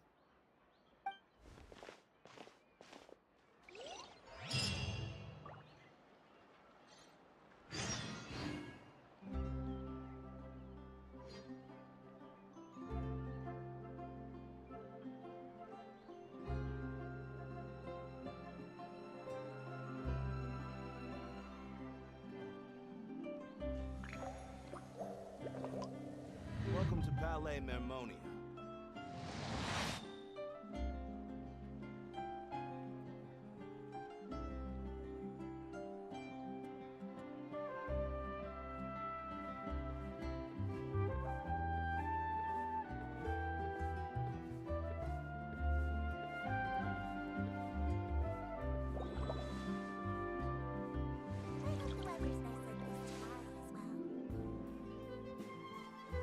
Welcome to Palais Mermonia.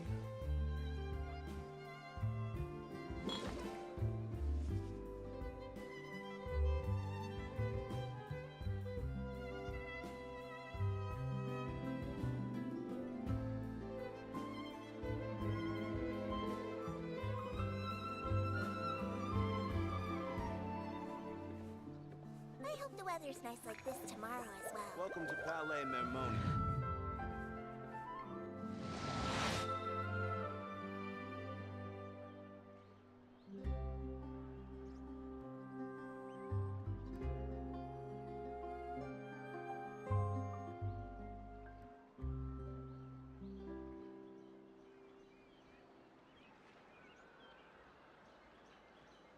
I see the value in my own work, but I also see the meaning in all the endeavor. Welcome to Palais Mermonia.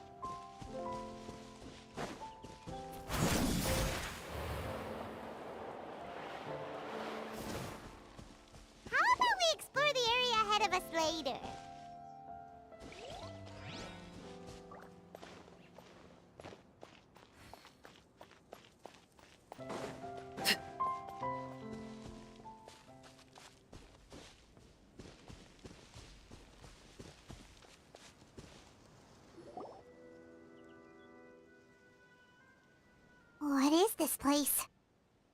Somewhere long forgotten by everyone. It used to be a grand building. Now it's nothing more than a pile of rubble. No one comes here anymore, nor does anyone care about what once happened here. Although, this place does have something to do with the story I'm about to tell you.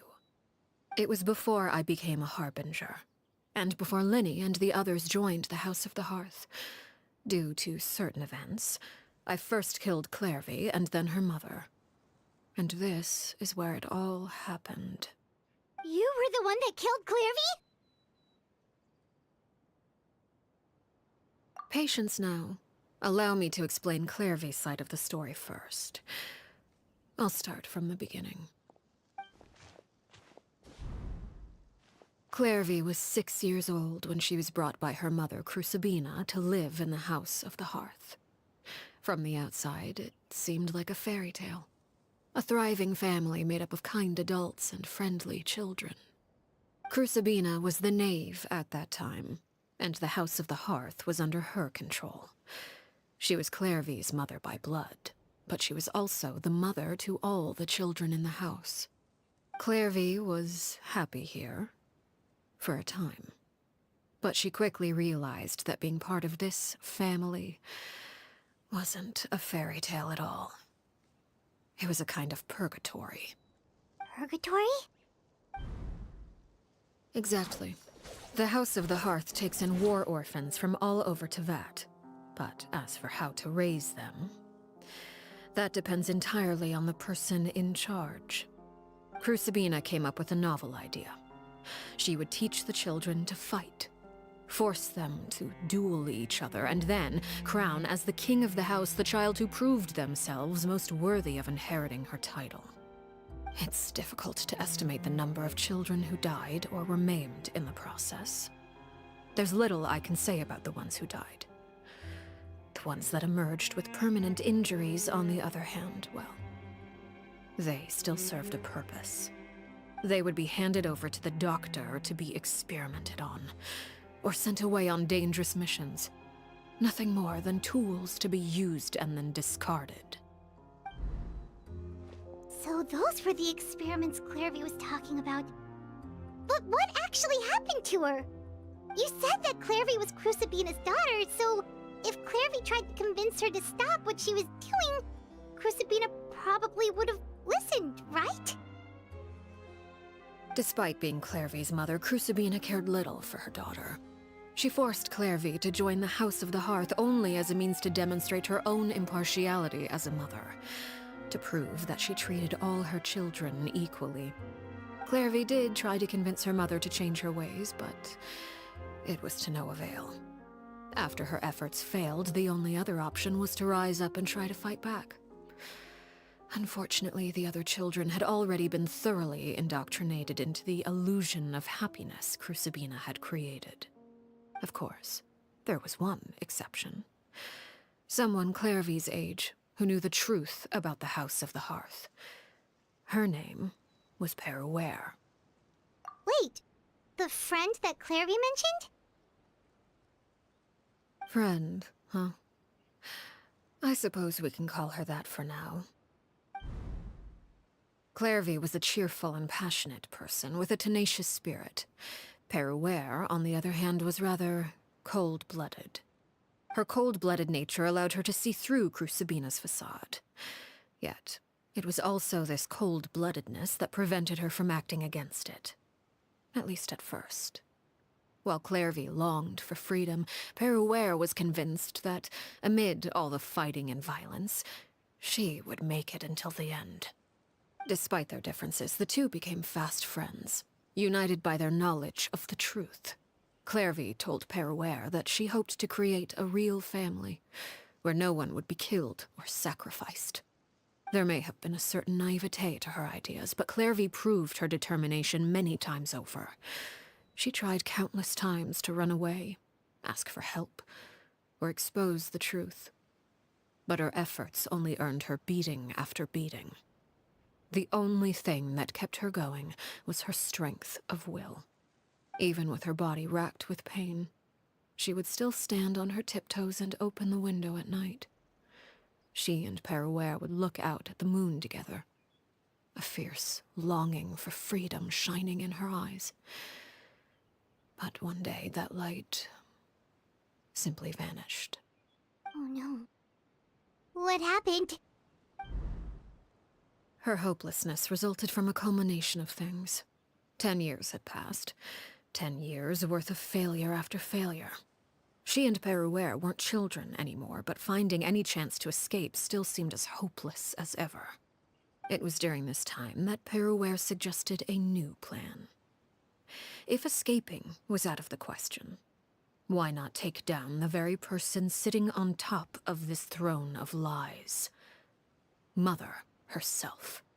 Clairvy rejected that proposal.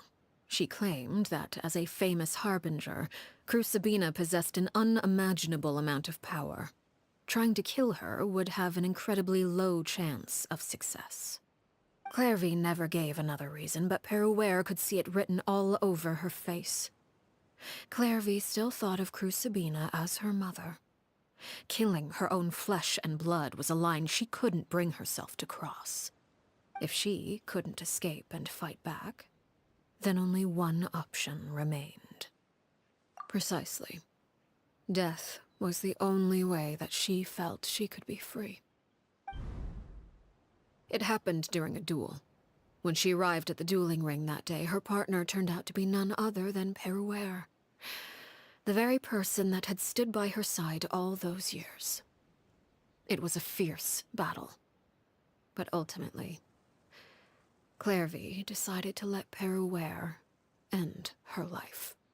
From that moment on, Peruere's journey was one written in flames. When the rain finally came and washed it all away, there she stood, the sole victor in Mother's endless game of slaughter. A trail of corpses strewn across her path to success. It was the very result she had predicted 10 years prior. Even then, she believed she would make it until the end. She wasn't surprised by the fact that she emerged as Mother's undisputed heir. Rather, her success left her with an inexplicable sense of restlessness. She was unsettled. And there was only one thing that could quell that sensation. Perhaps you two would like to take a guess as to what it was? Crucibina, you mean? But... Correct. This is the place where Peruere killed her best friend. A mere year later, this is also the place where she fought tooth and nail to kill the mother they shared. The moment she acted, any conception of what was right or wrong ceased to matter. It's one of the principles of the house. Only those who survive get to write the rules. Peruere won the battle, and became a harbinger herself. After which Her Majesty, the Tsaritsa, bestowed upon her a new name. Arlecchino. So the Perry Clairvy was talking about... It was you all along. You're Peruere. Arlecchino is just a name you got later. I left that name behind long ago. I must say, hearing it now does bring back memories. After I defeated Crucibina, the moniker of Mother died with her. I chose to forego the title she called herself, and even chose to give up my own name. I rebuilt the House of the Hearth under a new identity. Not only as Arlecchino, but as father. And that is where the story ends. Any more questions? Yeah. Based on what you just told us, Clairvy wasn't a little kid when she was killed. So the Clairvy we met... Was she really a spirit at all? I suppose you could call her an illusion born of flame. Her existence is like ashes to a fire. Something left over in the wake of blaze and ruin. You see, a certain power runs through my veins. It's not unlike a curse. My flames leave behind shadows of anything they consume. Of course, the chances of those shadows morphing into a sentient entity are exceedingly slim. Clairvy is a very special case. Clairvy died when she was 16 years old, but what emerged from the flames was her 6-year-old self. Her appearance wasn't the only thing affected. Most of her memories were lost to the blaze as well. Memory is a mysterious thing indeed. Losing a portion of your memories will alter your sense of self. Lose 10 years' worth, however, and it would be like living in the past. Like returning to a version of yourself that never grew up. No wonder Paimon got such a weird feeling when we were talking to her. Perhaps I should put it this way. Clairvy is someone trapped in time. It may seem like she exists with us in the present, but she truly lives in the confines of her own past. So if all of that is true, then you must have known about Clairvy for a long time. Indeed. She's a rather volatile and unstable entity. Sometimes she would look after the children. She's even saved some of their lives. But other times, she would hide from me and become obsessed with revealing the truth about the house to anyone who will listen. Shadows don't have the capacity to learn or grow. Any new information they encounter is quickly forgotten over time. Your attempts to expose Clairvy to sunlight, they failed, yes? The reason is actually quite simple. In Clairvy's mind, the house is impossible to escape, and it is this very perception that traps her there. But no matter. All I have to do is kill her again, and all will be resolved. I don't anticipate so much as a single speck of ash will be left behind this time. Wait! Paimon can understand why you might want her gone, but isn't there another way? So what if she's trapped in her 6-year-old self? She's still your friend! At least talk to her first! It's too late for that. She broke the rules, and now she must be punished. That goes for Filial and Nantoy as well. She's had quite the effect on them. I hope you understand. The difference between Crucibina and myself lies in our formulation of the rules, not our policy for enforcing them. Upholding the rules without question is a trait we both share, because that is how a household should be run. Is this really what you want to do? Whatever could you mean? Don't you want to say a proper goodbye at least?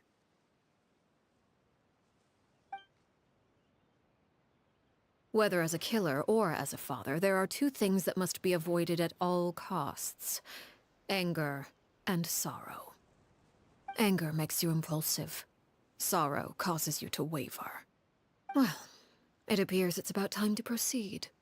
Before we arrived, I told some of my well-behaved children to bring our troublemakers here by nightfall. I do believe I've kept my end of the deal. I give your friends quite a bit more time. As for what happens now, we'll just have to wait and see.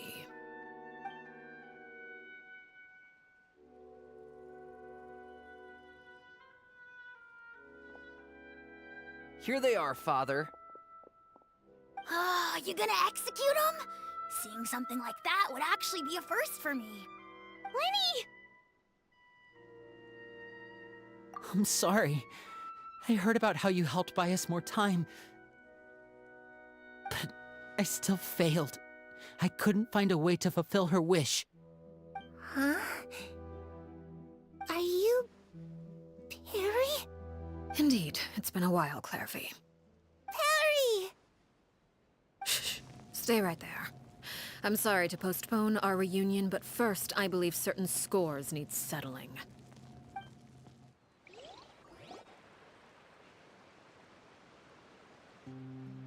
Father, let me explain. Out of my way. Father! You chose to conceal a threat to the house. And for that, you must be punished. Overall, however, I suppose your wrongdoing is hardly the most egregious of the bunch, so I'll deal with your punishments later. As for right now, the more pressing concerns are the traitors among us. By traitors? Do you mean us? Father, let me explain. We didn't mean to... Fultz, why don't you share what you heard?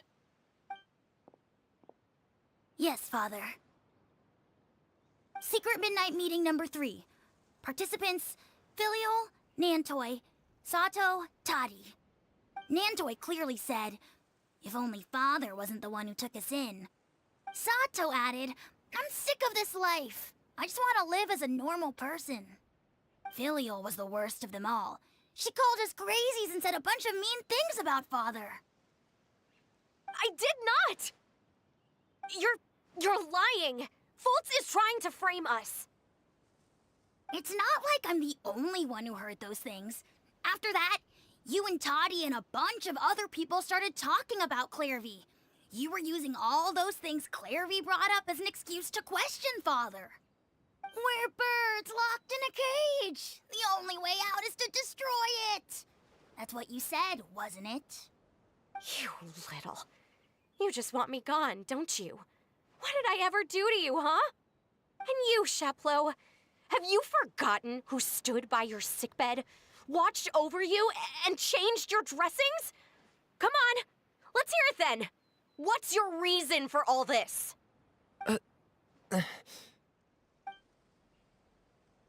You're wrong, Filial. We don't want you to die. You're our family. Liar. You wouldn't be doing this if that were the case. So why? Why have you backed us into a corner? We all live in the House of the Hearth. You know the type of work we do, Filial. A single betrayal can cost dozens of us our lives. It's not like it's never happened before. That kind of thing is hard to forget. That's why the House of the Hearth cannot tolerate any form of betrayal. Ever since we came to Poisson, you've had 7 secret meetings. A lot of the things you talked about really crossed the line. You've been spying on us for half a month? Wait a second. Now that I think about it, the move to Poisson was just a way to make it easier to spy on us, wasn't it? Because we were all in one place. You've had this planned all along. Filial, Nantoi, I'm sorry. I owe you both my life. I owe Clairvy too. If it weren't for all your help after I got poisoned, I wouldn't be standing here today. If this were any other situation, I would do anything to repay that kindness, even if it cost me my life. But rules are rules. I'm sorry. My hands are tied. Why? Why? That's enough, Filial. We made a mistake, and we should own up to it. We broke the rules, plain and simple. And now we have to face the consequences. I'm sorry, Sheplo. Fultz. I'm sorry, Father. We accept our punishment. Chapleau, according to the rules of the House of the Hearth, how should these traitors be punished? All those who betray the house pay with their lives. And so it shall be.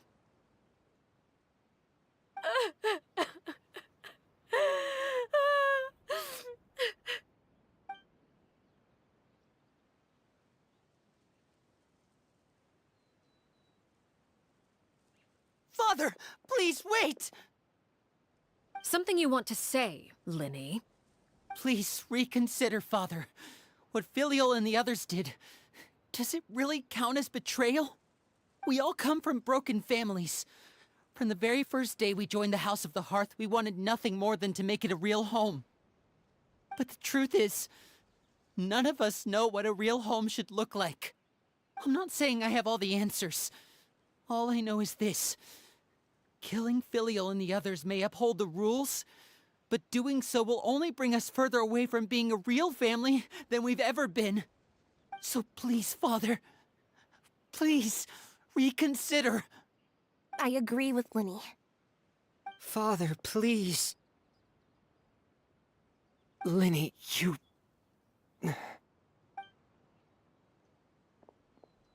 I also agree with Linny.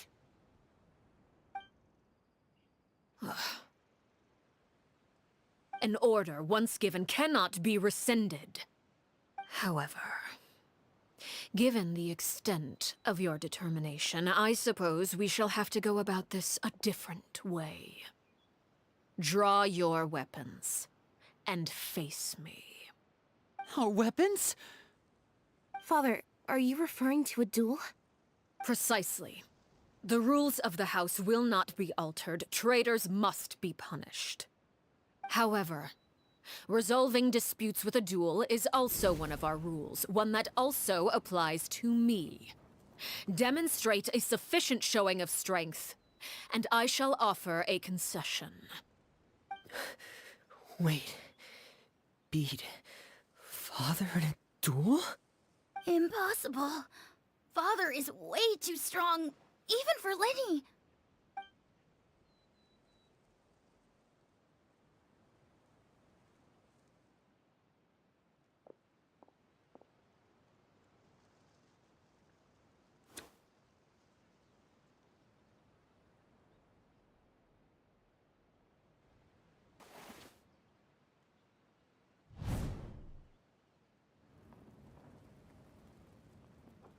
Did you hear that, Traveler? Lenny and the others have to duel the knave. What should we do? Can they really win something like that? If they lose, those people from the house are really gonna be executed. Hey, are you listening?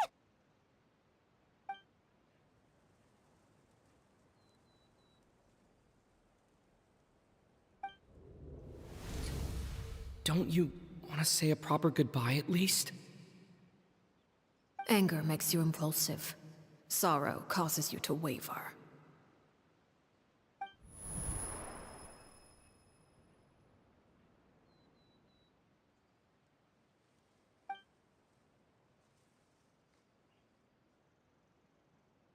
Oh. Looking at that expression on her face, she seems really serious about this. Guess that means there's no chance she's throwing the duel on purpose, huh?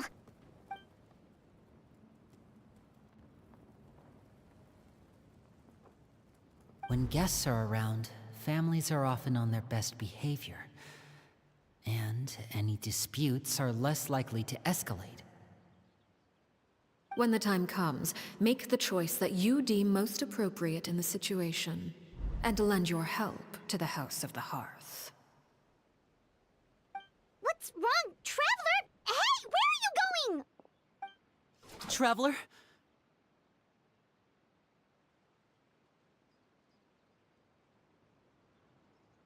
You're asking to join the duel against the knave? I'll allow it. We do have a ready-made dueling ring at our disposal, after all. All I would advise is this. Keep a firm grasp on your weapon, and give it your all. Any less, and you may just lose your life.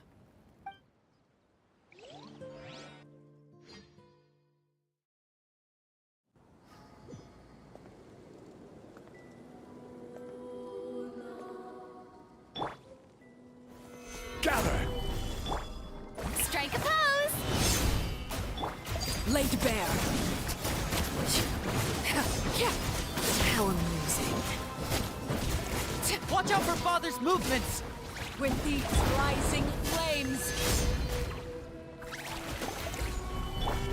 Now Let that's my name more like echo in song! Let the mighty be Is it humble! my turn now?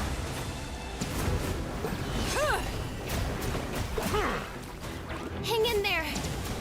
With the fall of darkness, destruction shall rise. Rise! Have a taste of purgatory. Solidify! This is order! Transfix energy.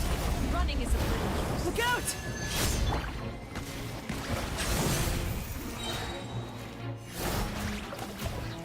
The tides beckon.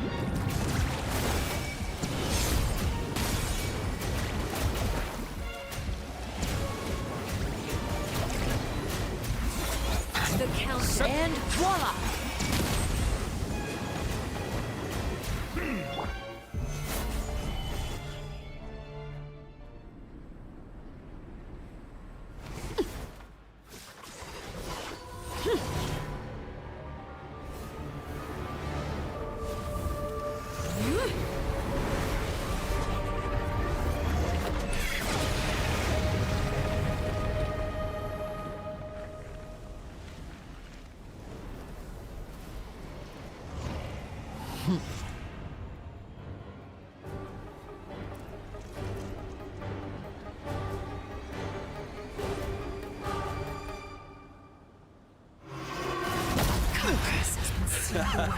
This. My blade is all that remains.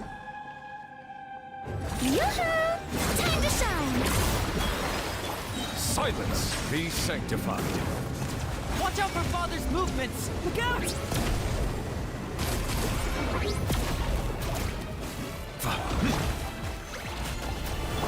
Laid bare.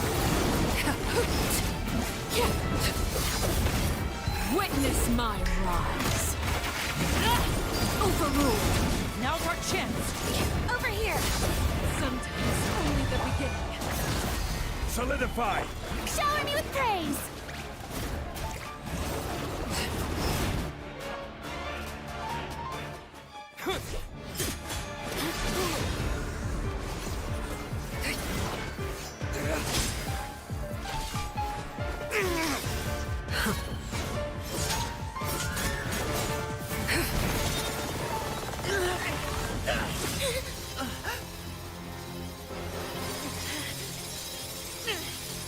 You should know better than to crowd in one place.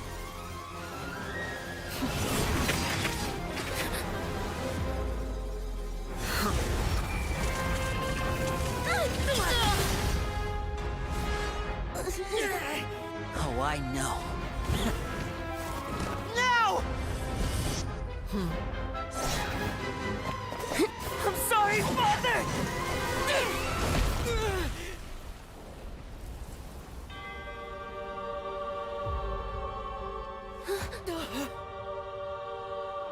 Sorry for what? This pitiful excuse for an attack.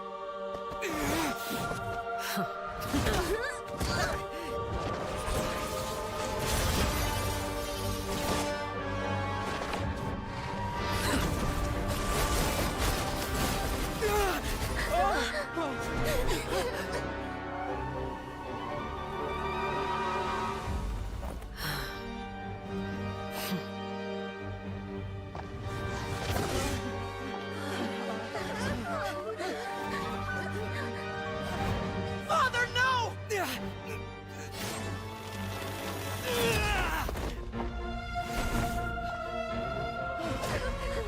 Made it out, did you?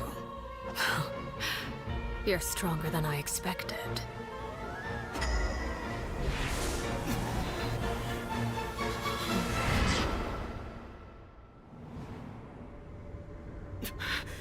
A crimson moon? I can't move.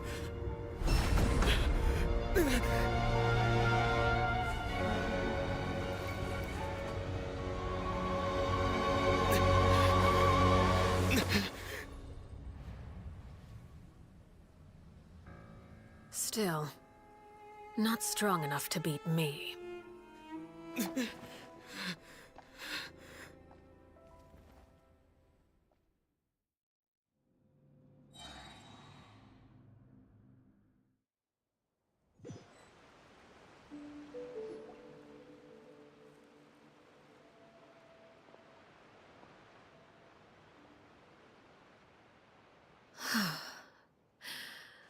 I believe we can end things here. It's not often that we get to enjoy the company of guests, after all. We wouldn't want things to get too out of hand. Brother, are you all right? Lenny! Given that I am the victor of this duel, as agreed, The punishment stands. No! I never thought things would end like this. However, everyone involved in the duel demonstrated a remarkable level of strength and determination. In light of this, I'm prepared to change the method of execution. Elwar, the bottled flames I gave you for safekeeping. Do you still have them? Yes? I wasn't sure what they were for, but I've kept them super safe. I didn't lose a single one. Wonderful. Then, in just a moment, I'll have you administer them. Bottled flames? Indeed. They're the product of a secret experiment. Under certain special circumstances, flames can be extracted from my person and preserved. Once ingested, searing pain will spread across every inch of your body. No harm will come to you physically, but your memories will be burned away. If you can withstand the pain. When you awake, you'll have forgotten everything you know about the House of the Hearth, and will be expelled from the organization. In other words, administering this concoction will kill the version of you that grew up in the house, and give you a new identity.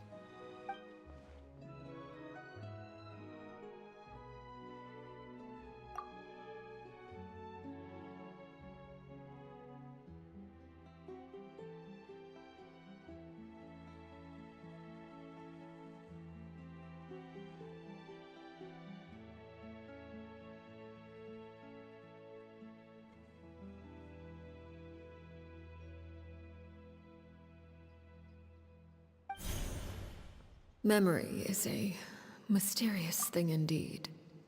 Losing a portion of your memories will alter your sense of self.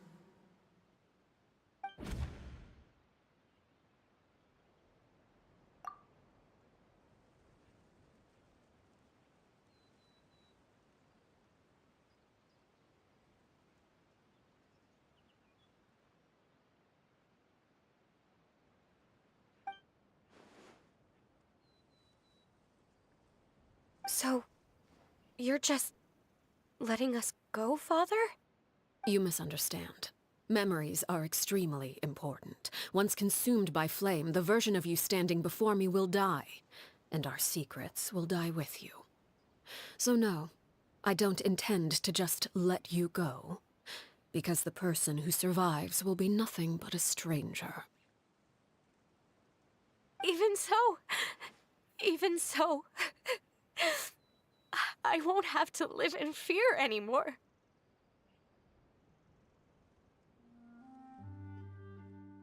I'm sorry, Father. I'm sorry I let you down. But I really... Don't cry, Filial. You haven't left the house yet, so there are still rules to be followed, yes? Remember what I taught you. Anger makes you impulsive, sorrow causes you to waver. Don't let yourself be controlled by your emotions. Of course. I'll remember. Dry your tears, and go pursue the life you really want. Yes, Father. Chaplot, Fultz, Elwar. Take them back to Poisson. And bring Linny and the others as well. I prepared 3 extra vials of bottled flames. As for whether to take them, the choice is yours. Goodbye, children. The next time we meet, I will no longer be your father. Thank you for all you've done for the house. I hope you have bright futures ahead of you.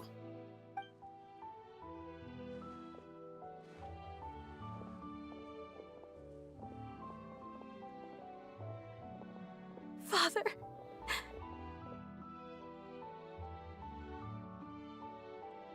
Let's go.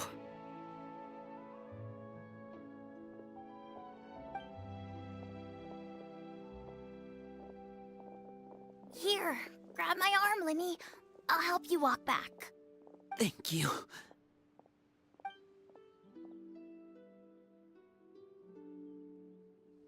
Clairvy.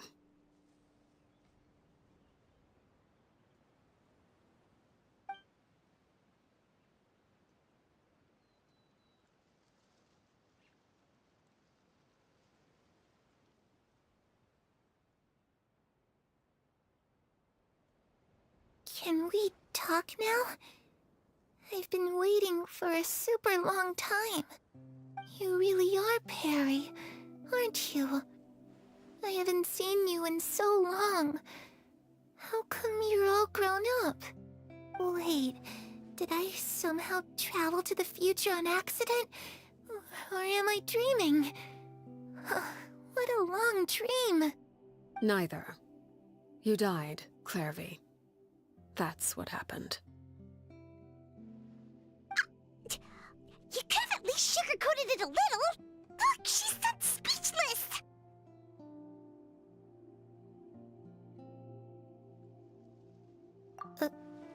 Oh. Okay then. Huh? That's it? You accepted it just like that? Yep. If that's what Perry says happened, then I believe her. Perry wouldn't lie to me. Plus, I don't really need to know why I'm like this. I'm more curious about what happens in the future. If you're a Harbinger now, Perry, that means Mother is gone, isn't she? Can you tell me about it? I want to know what happened to her. And to me. You never stopped trying to defy fate. At first, no one believed you. You could only vent your frustrations to the moon. In fact, you often sought comfort in the night sky. You wanted to see the aurora, so one night we promised each other we would go to Snezhnaya to see it together. Later on, you tried to run away, but you were brought back each time. Mother spared your life, but it wasn't out of kindness. Instead, she decided to make an example of you by slowly torturing you over time. That way, the other children would know what happens to traitors. Still, you never gave up. Mother hoped that through ruthless duel after ruthless duel, she would be able to crown an ultimate victor among the children she raised. But you called on everyone to unite, to fight to a draw in order to reduce casualties. Your efforts may have only delayed the inevitable, but still. You gave them hope. You tried everything you could think of, but every attempt ended in failure. Still, you never turned your sword on Crucibina, and you never turned it on me.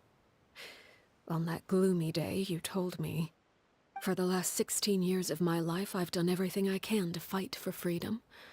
But now, I realize that the only freedom I truly possess is the freedom to choose to die." I never imagined I would say something like that. I must have been feeling really worn down. But somehow, I still think I understand. According to Mother's plan, only one of us was going to make it until the end. And I always hoped that person would be you. If I could do it all over again, I still don't think I would make a different choice. Even when I first met you, I knew you'd be able to do what I couldn't. Is that so? Even now, I'm not sure I truly understand what kind of freedom you were trying to pursue. But as the head of the House of the Hearth, and as the children's father, I've tried to give them the most basic of freedoms. The freedom to choose their own fate. It's something I discussed with the Iudex of Fontaine. The children who want to leave the house will have their memories wiped clean of all secrets pertaining to the organization. In return, they will be allowed to live a normal life in Fontaine without being prosecuted for their past. Of course, I won't simply hand freedom to them on a silver platter. They have to fight for it and prove themselves worthy of it. Only freedom that is earned has true value. That's more than enough. That's exactly the kind of life I was fighting for. You know, Perry, I think you're a pretty amazing king, and a really great father, too. I'm really happy that you're the one who took over the house. I guess I do have one regret, though. I still haven't seen the outside world.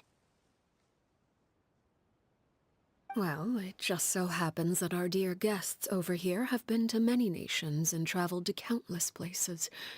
Perhaps they would be willing to tell you what the outside world is like. Really? Of course! We've traveled all over the place. We've got so many stories, we could probably talk your ears off for 3 days straight.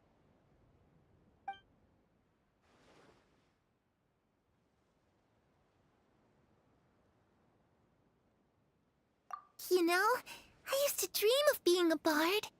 Playing the lute while singing into the winds of freedom. Even if there was no one there to listen, I would have continued to sing no matter what.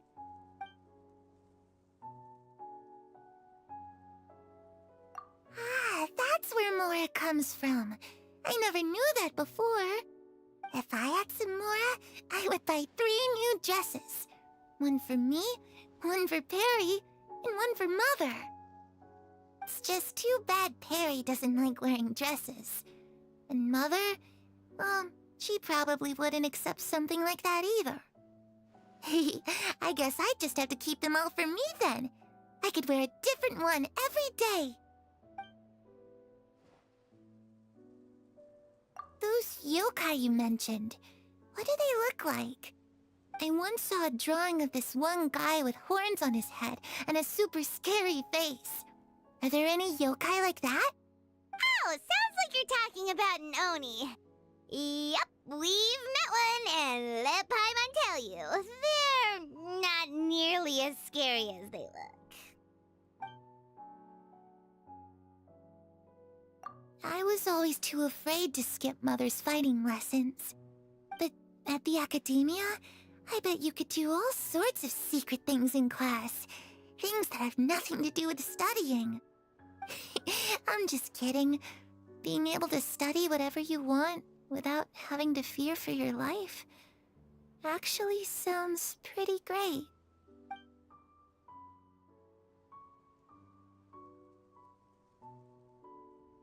The situation was super dangerous. Lenny and Lynette were accused of committing a crime, and they were going to have to stand trial at the Opera Epicles.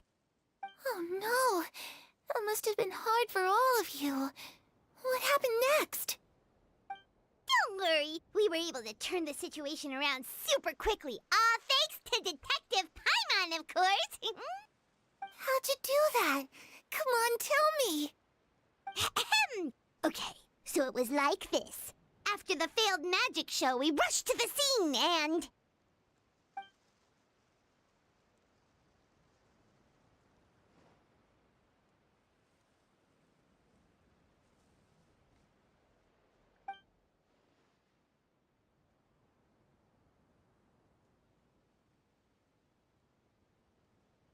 Shadows don't have the capacity to learn or grow. Any new information they encounter is quickly forgotten over time.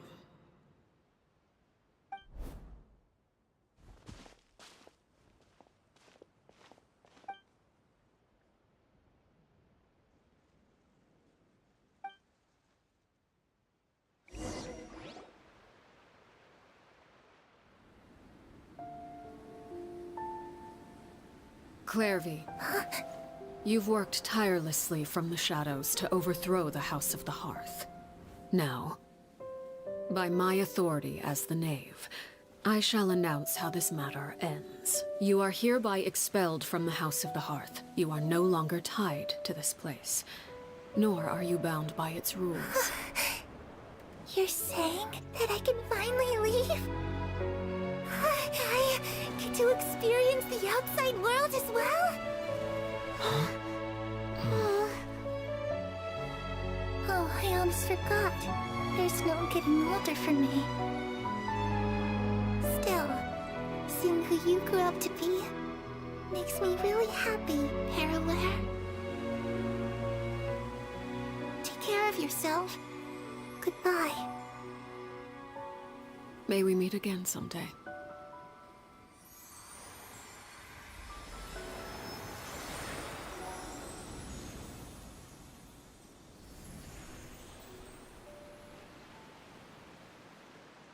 Clairvy. She left so soon. Paimon didn't even get to finish her story. I also have certain sentiments left unsaid. I wanted to tell her that the aurora I saw in Snezhnaya was just as beautiful as the ones in the pictures. But a shadow's memories reset at dawn. Had we delayed any longer, we wouldn't have had the time to say goodbye. Whatever regrets may linger, let them be lost to the coming of a new day. Father? It's Linny! Hey, Linny!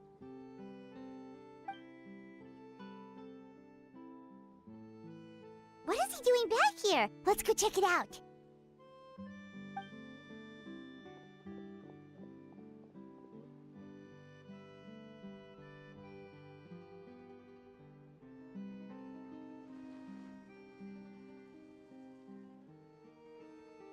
Father, the bottled flames have been administered. Filio and the others have left the house. And you? What have you decided? Thank you for giving us that choice, Father. But we never wanted to leave the house. It's the only home we've ever known. Lynette and Fremine feel the same way. They're recuperating back at the Hotel Bouffe d'été. But I decided to come back and tell you where we stood. I'm sure you're well aware of the expectations I have for you. I want you to follow in my footsteps and become the next king of the house. Yet you seem to have different ideas. I must admit, I'm rather surprised by your decision to stay. There's nothing wrong with choosing to live a quiet life. Leading this organization is a heavy responsibility, one not so easily carried by someone forced onto the throne. I just never understood what you saw in me. What made you believe I was deserving of that throne? You're brave, talented, and, most importantly, you cherish your family. You would do anything to protect them, even if it costs you your life.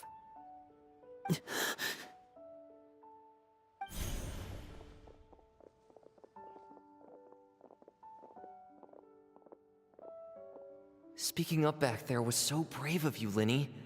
It's all thanks to you that we were able to convince Father to back down. You're a hero, Linny. Hero? Father is the real hero. Had Father gone all out during the duel, there's no way I would have walked away with my life. She must have had it all planned from the beginning, from the very moment she suggested a duel. I'm not deserving of that title. I'm not strong enough or smart enough. You're wrong. In my opinion, all you need to be deserving of the throne is conviction and the necessary strength to act on it. We may have different ideas of what it means to be a family, but you can hardly be said to lack conviction. What you truly lack is strength. For someone of your talent, though, that's something that will come with time. Even without that strength, you still chose to face me in a duel, even though the odds were stacked against you. That capacity to honor your convictions is what I truly see in you. Father. No one knows what the future holds, what tragedy or triumph may be in store. Being at the head of this organization requires the strength of will to face whatever comes. Caution will only hold you back. If reaching a certain standard were required to go after what you want, I would never have succeeded in killing my predecessor. Back then, there was still a considerable gap between our abilities. Strength may decide the ultimate victor, but those who let a lack of strength dictate their decisions or undermine their convictions will never be worthy of the throne. I understand, Father. Thank you. Children must grow up to surpass their parents. Only then can a family continue to flourish. The road ahead is not an easy one, so I'll ask you one last time. Are you certain you want to stay? You've done so much for me, Father, and that kindness must be repaid.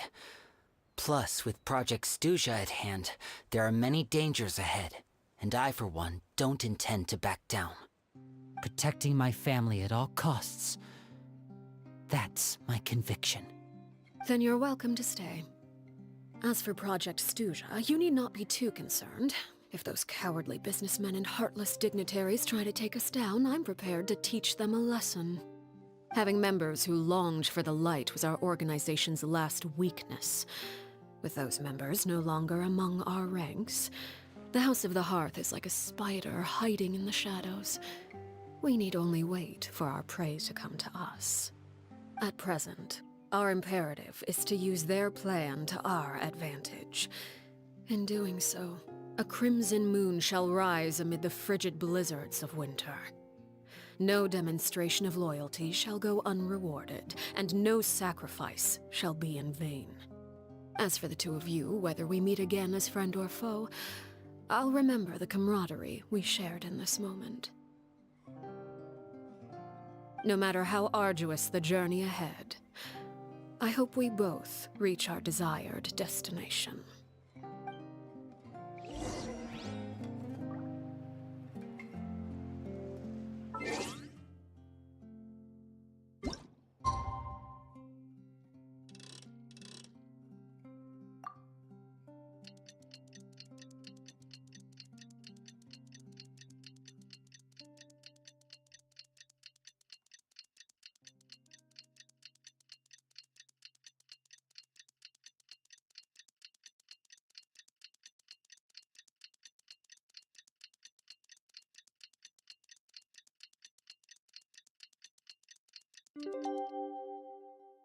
Teapot, these are a must for the... Didn't Linny say that Lynette and Fremine were recovering at the Hotel Bouffe d'été?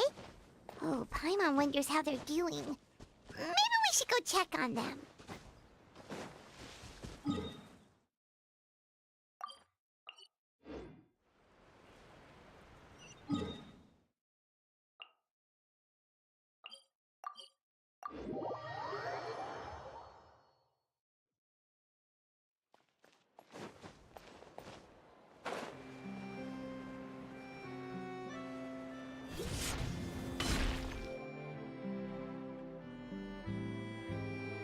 Lynette? Fremine? How are you feeling? Much better. Whew, what a relief! What about you? Are you feeling alright? I knew you'd come out unscathed. Us, on the other hand, well... We've been bedridden for 2 days. I couldn't even turn over. Oh, and I wanted to ask, is Clairvy... gone? Linny and the other members have left Poisson and returned to the House of the Hearth. According to him, there haven't been any more sightings of a spirit roaming the house. I see. I'm glad. Father came to check up on us 2 days ago and told us about what happened with Crucibina and Clairvy. Actually, I've met Crucibina before. Wait, what? You've met the former knave? Crucibina died a year after Clairvy. It was during the year between their deaths that I joined the House of the Hearth. Crucibina had an extremely cruel and radical way of doing things. While she was alive, the atmosphere in the house was suffocating. When I joined, though, the experiment she valued so much had already come to an end, and all the people involved, dead and injured alike, were gone. Crucibina never talked about the past with us newcomers. A couple of months after I joined, Father killed Crucibina and burned all her files. With that, the names of all the people subjected to her experiments, Clairvy included, were lost to the flames, along with the painful memories they represented. Father took in Lenny and me a couple months after that, but she never mentioned anything about Crucibina or Clairvy. It really seems like something she was planning to keep to herself. I talked to her, did she mention why she kept it a secret for so long? She said she didn't want us to be affected by the darkness of the past. She was worried we'd develop a false sense of gratitude towards her if we knew about it. The foundation of a family should be free of any corrupting influence. Whatever happened in the past, it has nothing to do with who we are now. And that's what Father told us in the end. But I still thanked her for everything. It was only after hearing about what Crucibina did that I finally realized how insignificant our lives could have been. The members of the house meant nothing to her. To say that she valued them in any way, even just as a tool, would probably be giving her too much credit. If Father hadn't taken over the House of the Hearth, I probably would have already... Father rarely brings up the fact that she saved us. She doesn't believe that being indebted to her should be what ties us together. But even if we didn't owe her anything, we would still choose to stay. Because this is our home. We may have arguments or times when we feel wronged. Some people may even choose to leave. But as long as Father is here, we will always have a home. Whether the path before us is bathed in sunlight or shrouded in shadow, we'll follow Father wherever she chooses to go. So I wanted to say thank you for helping us make it through this crisis. Without your help, we could have lost a lot more along the way. Oh, we didn't do anything, really.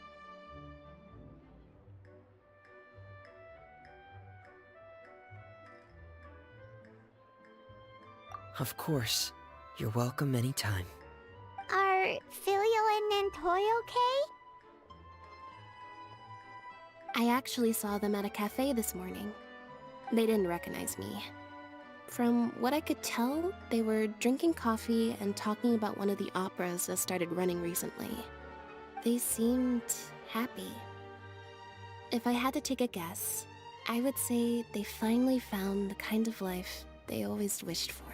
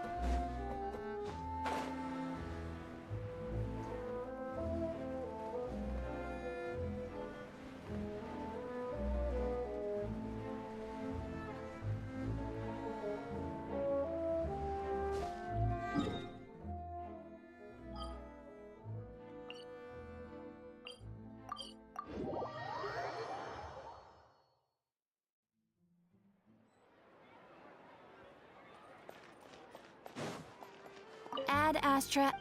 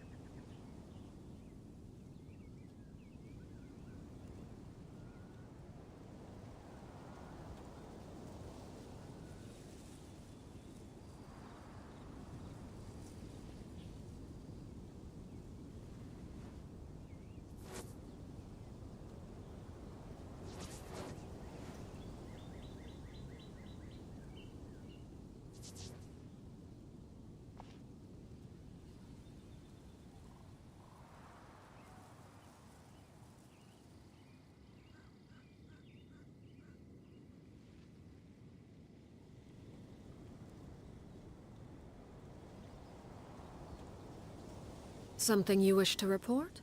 Go on. You have my undivided attention.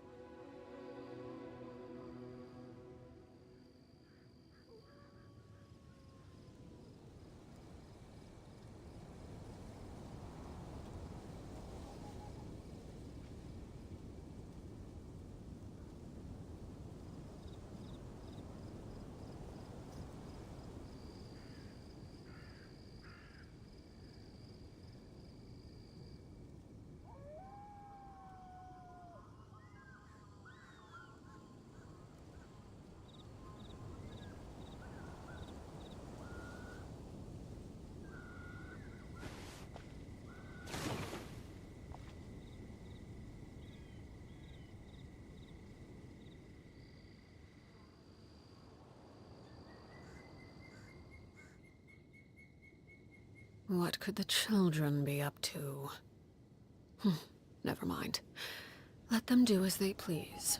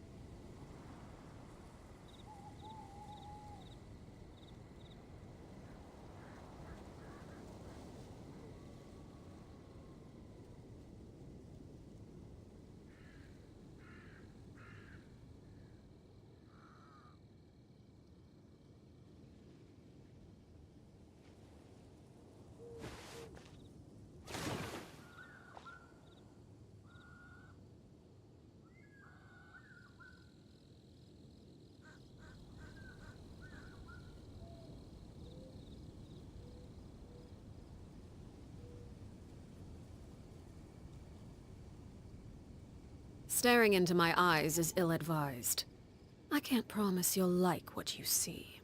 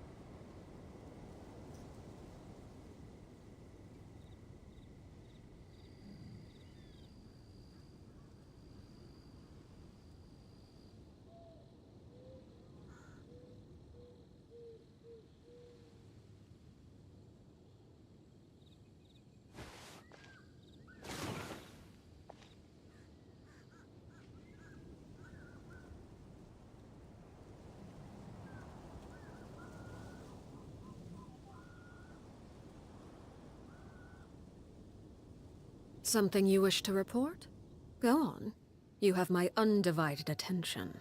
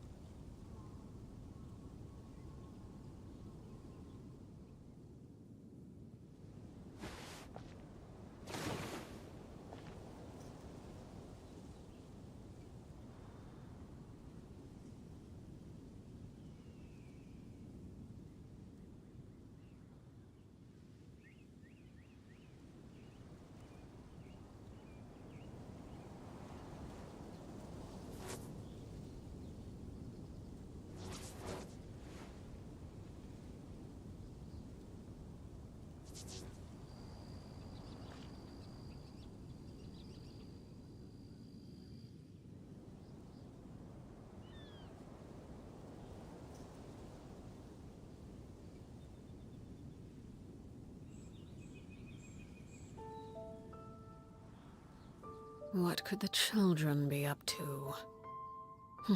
Never mind. Let them do as they please.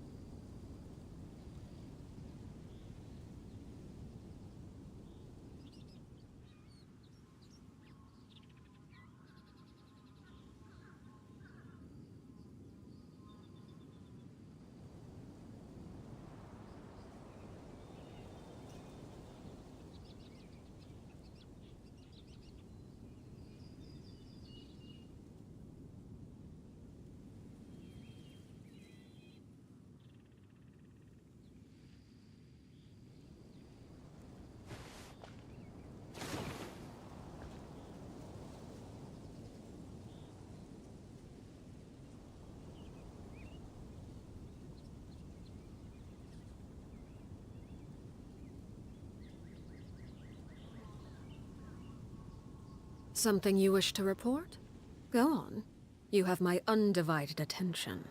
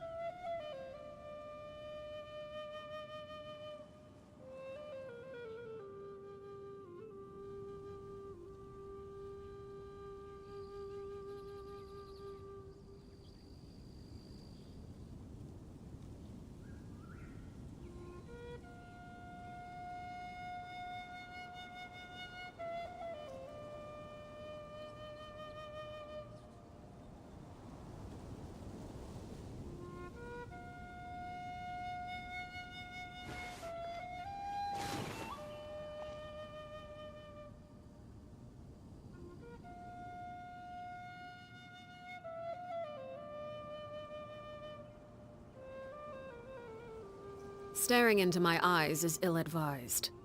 I can't promise you'll like what you see.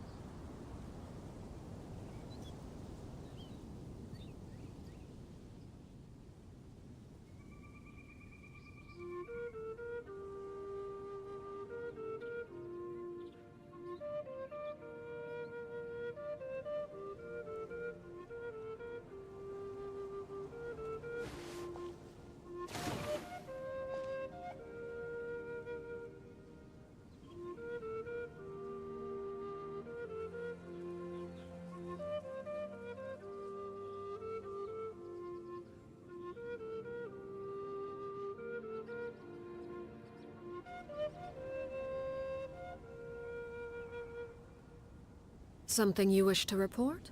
Go on. You have my undivided attention.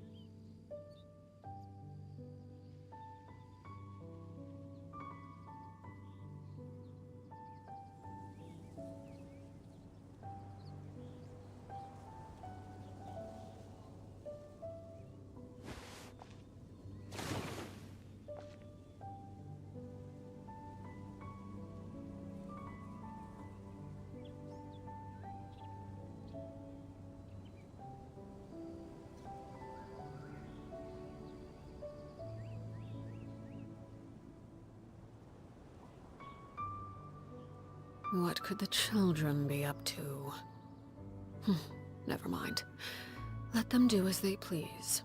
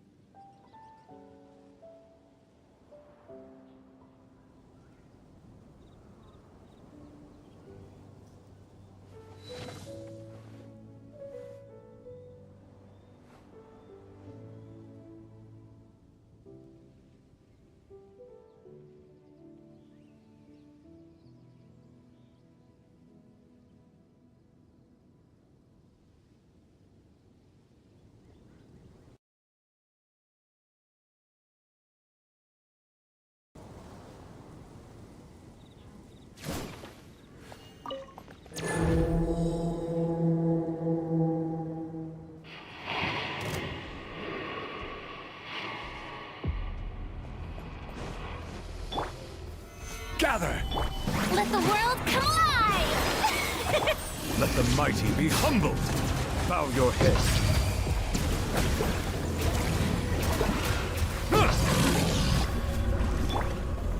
Solidify!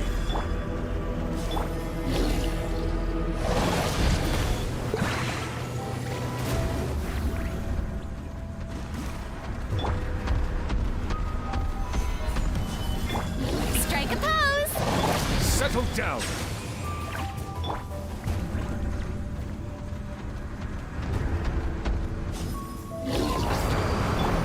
Order guide you! Gather! Silence! The tides beckon.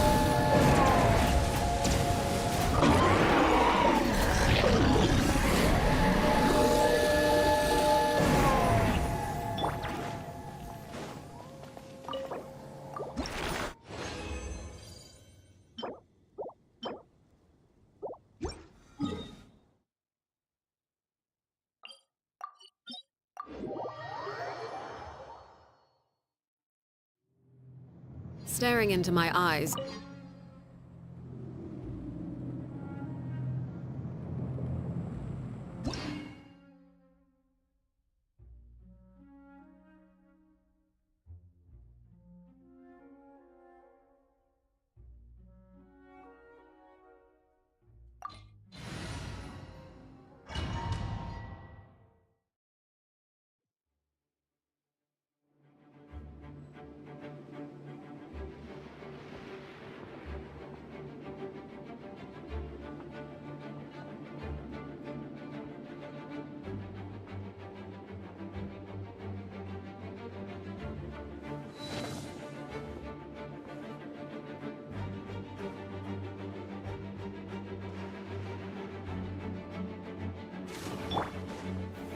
Solidify! Yoo-hoo!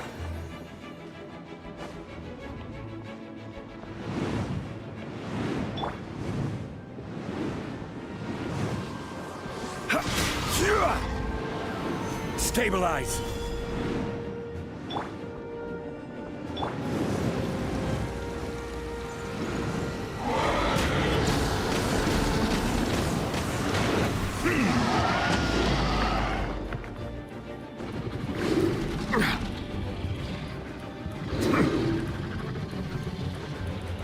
Settle down! Laid bare.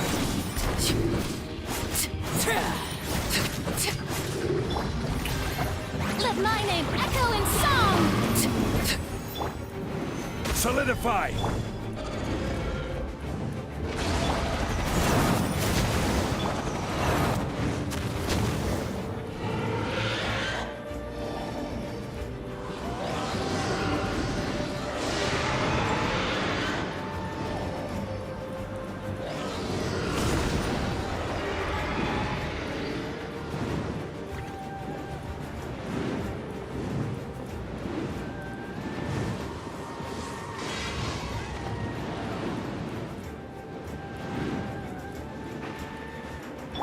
Strike a pose!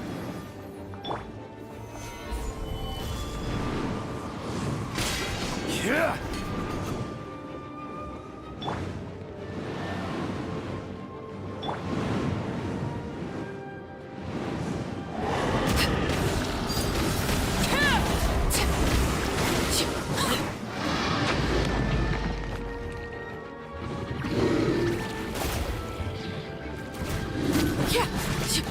This is where you fall. Overruled.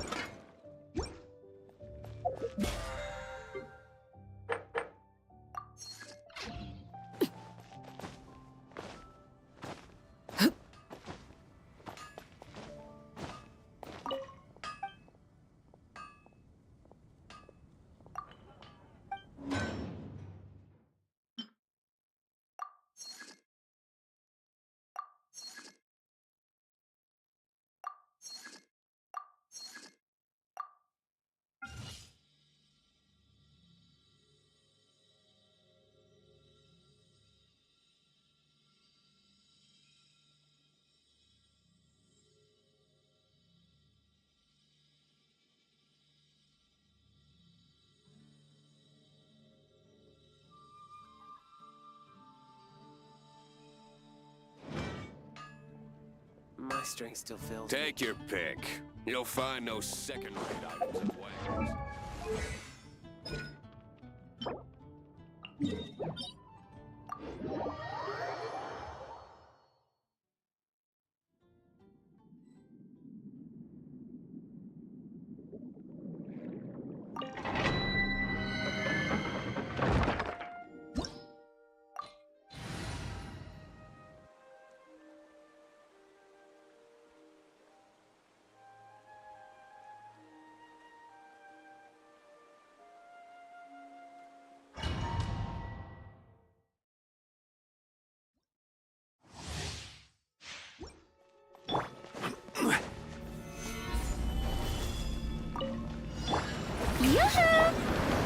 Be sanctified.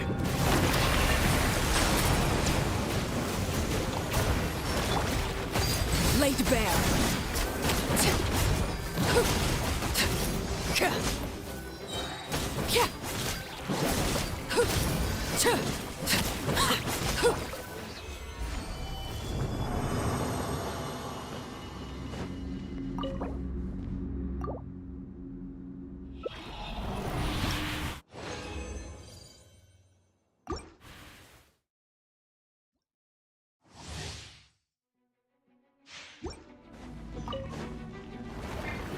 Gather! Strike a pose! The tides beckon. Bow your head. Come.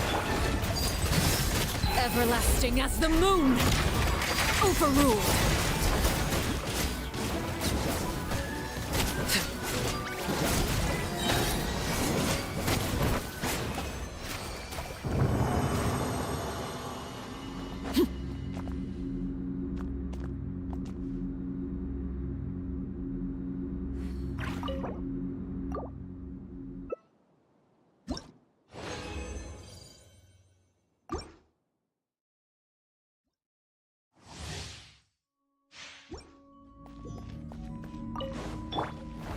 Stabilize!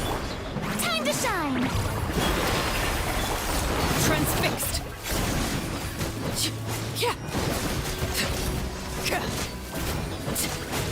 Witness my rise! Be sanctified. Settle down!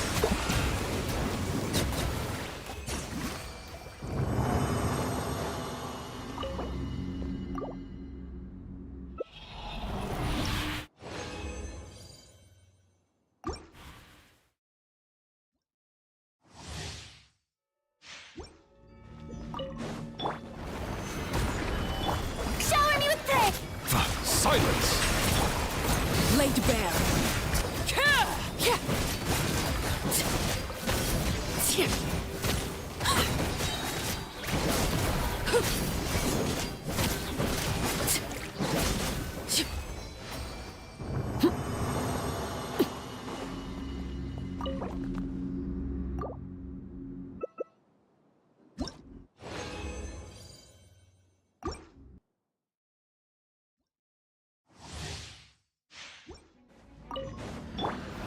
Gather! Let my name echo in song! Strike! Let the mighty be humbled! Bow your head. Huh.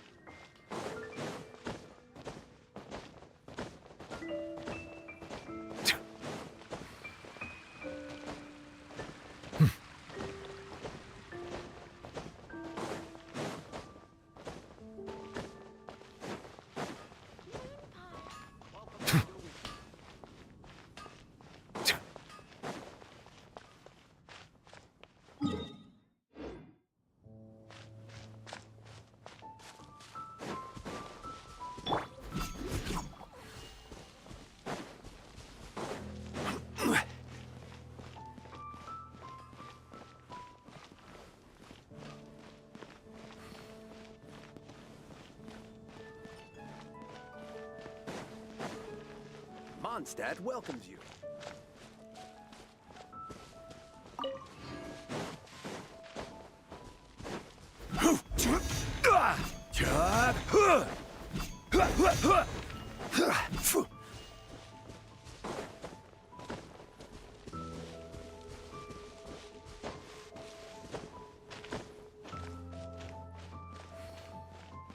Welcome to Mondstadt. Mondstadt welcomes you.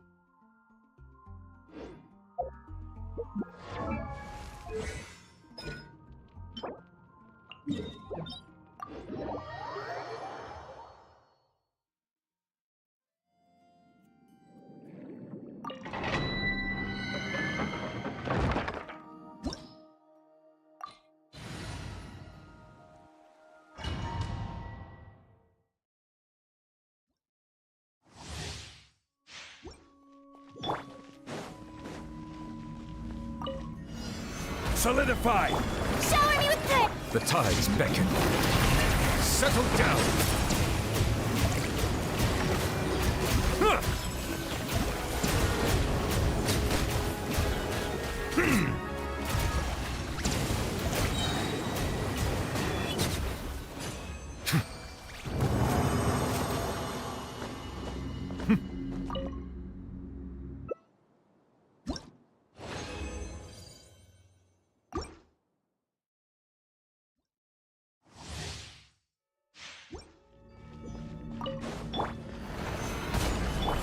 Let the world come alive!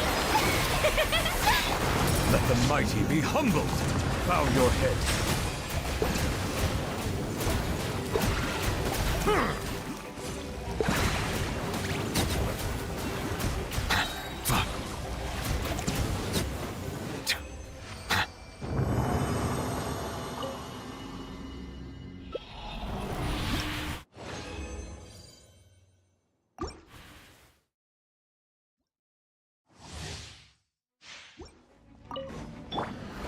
Gather! Yoo-hoo! Be sanctified. Settle down.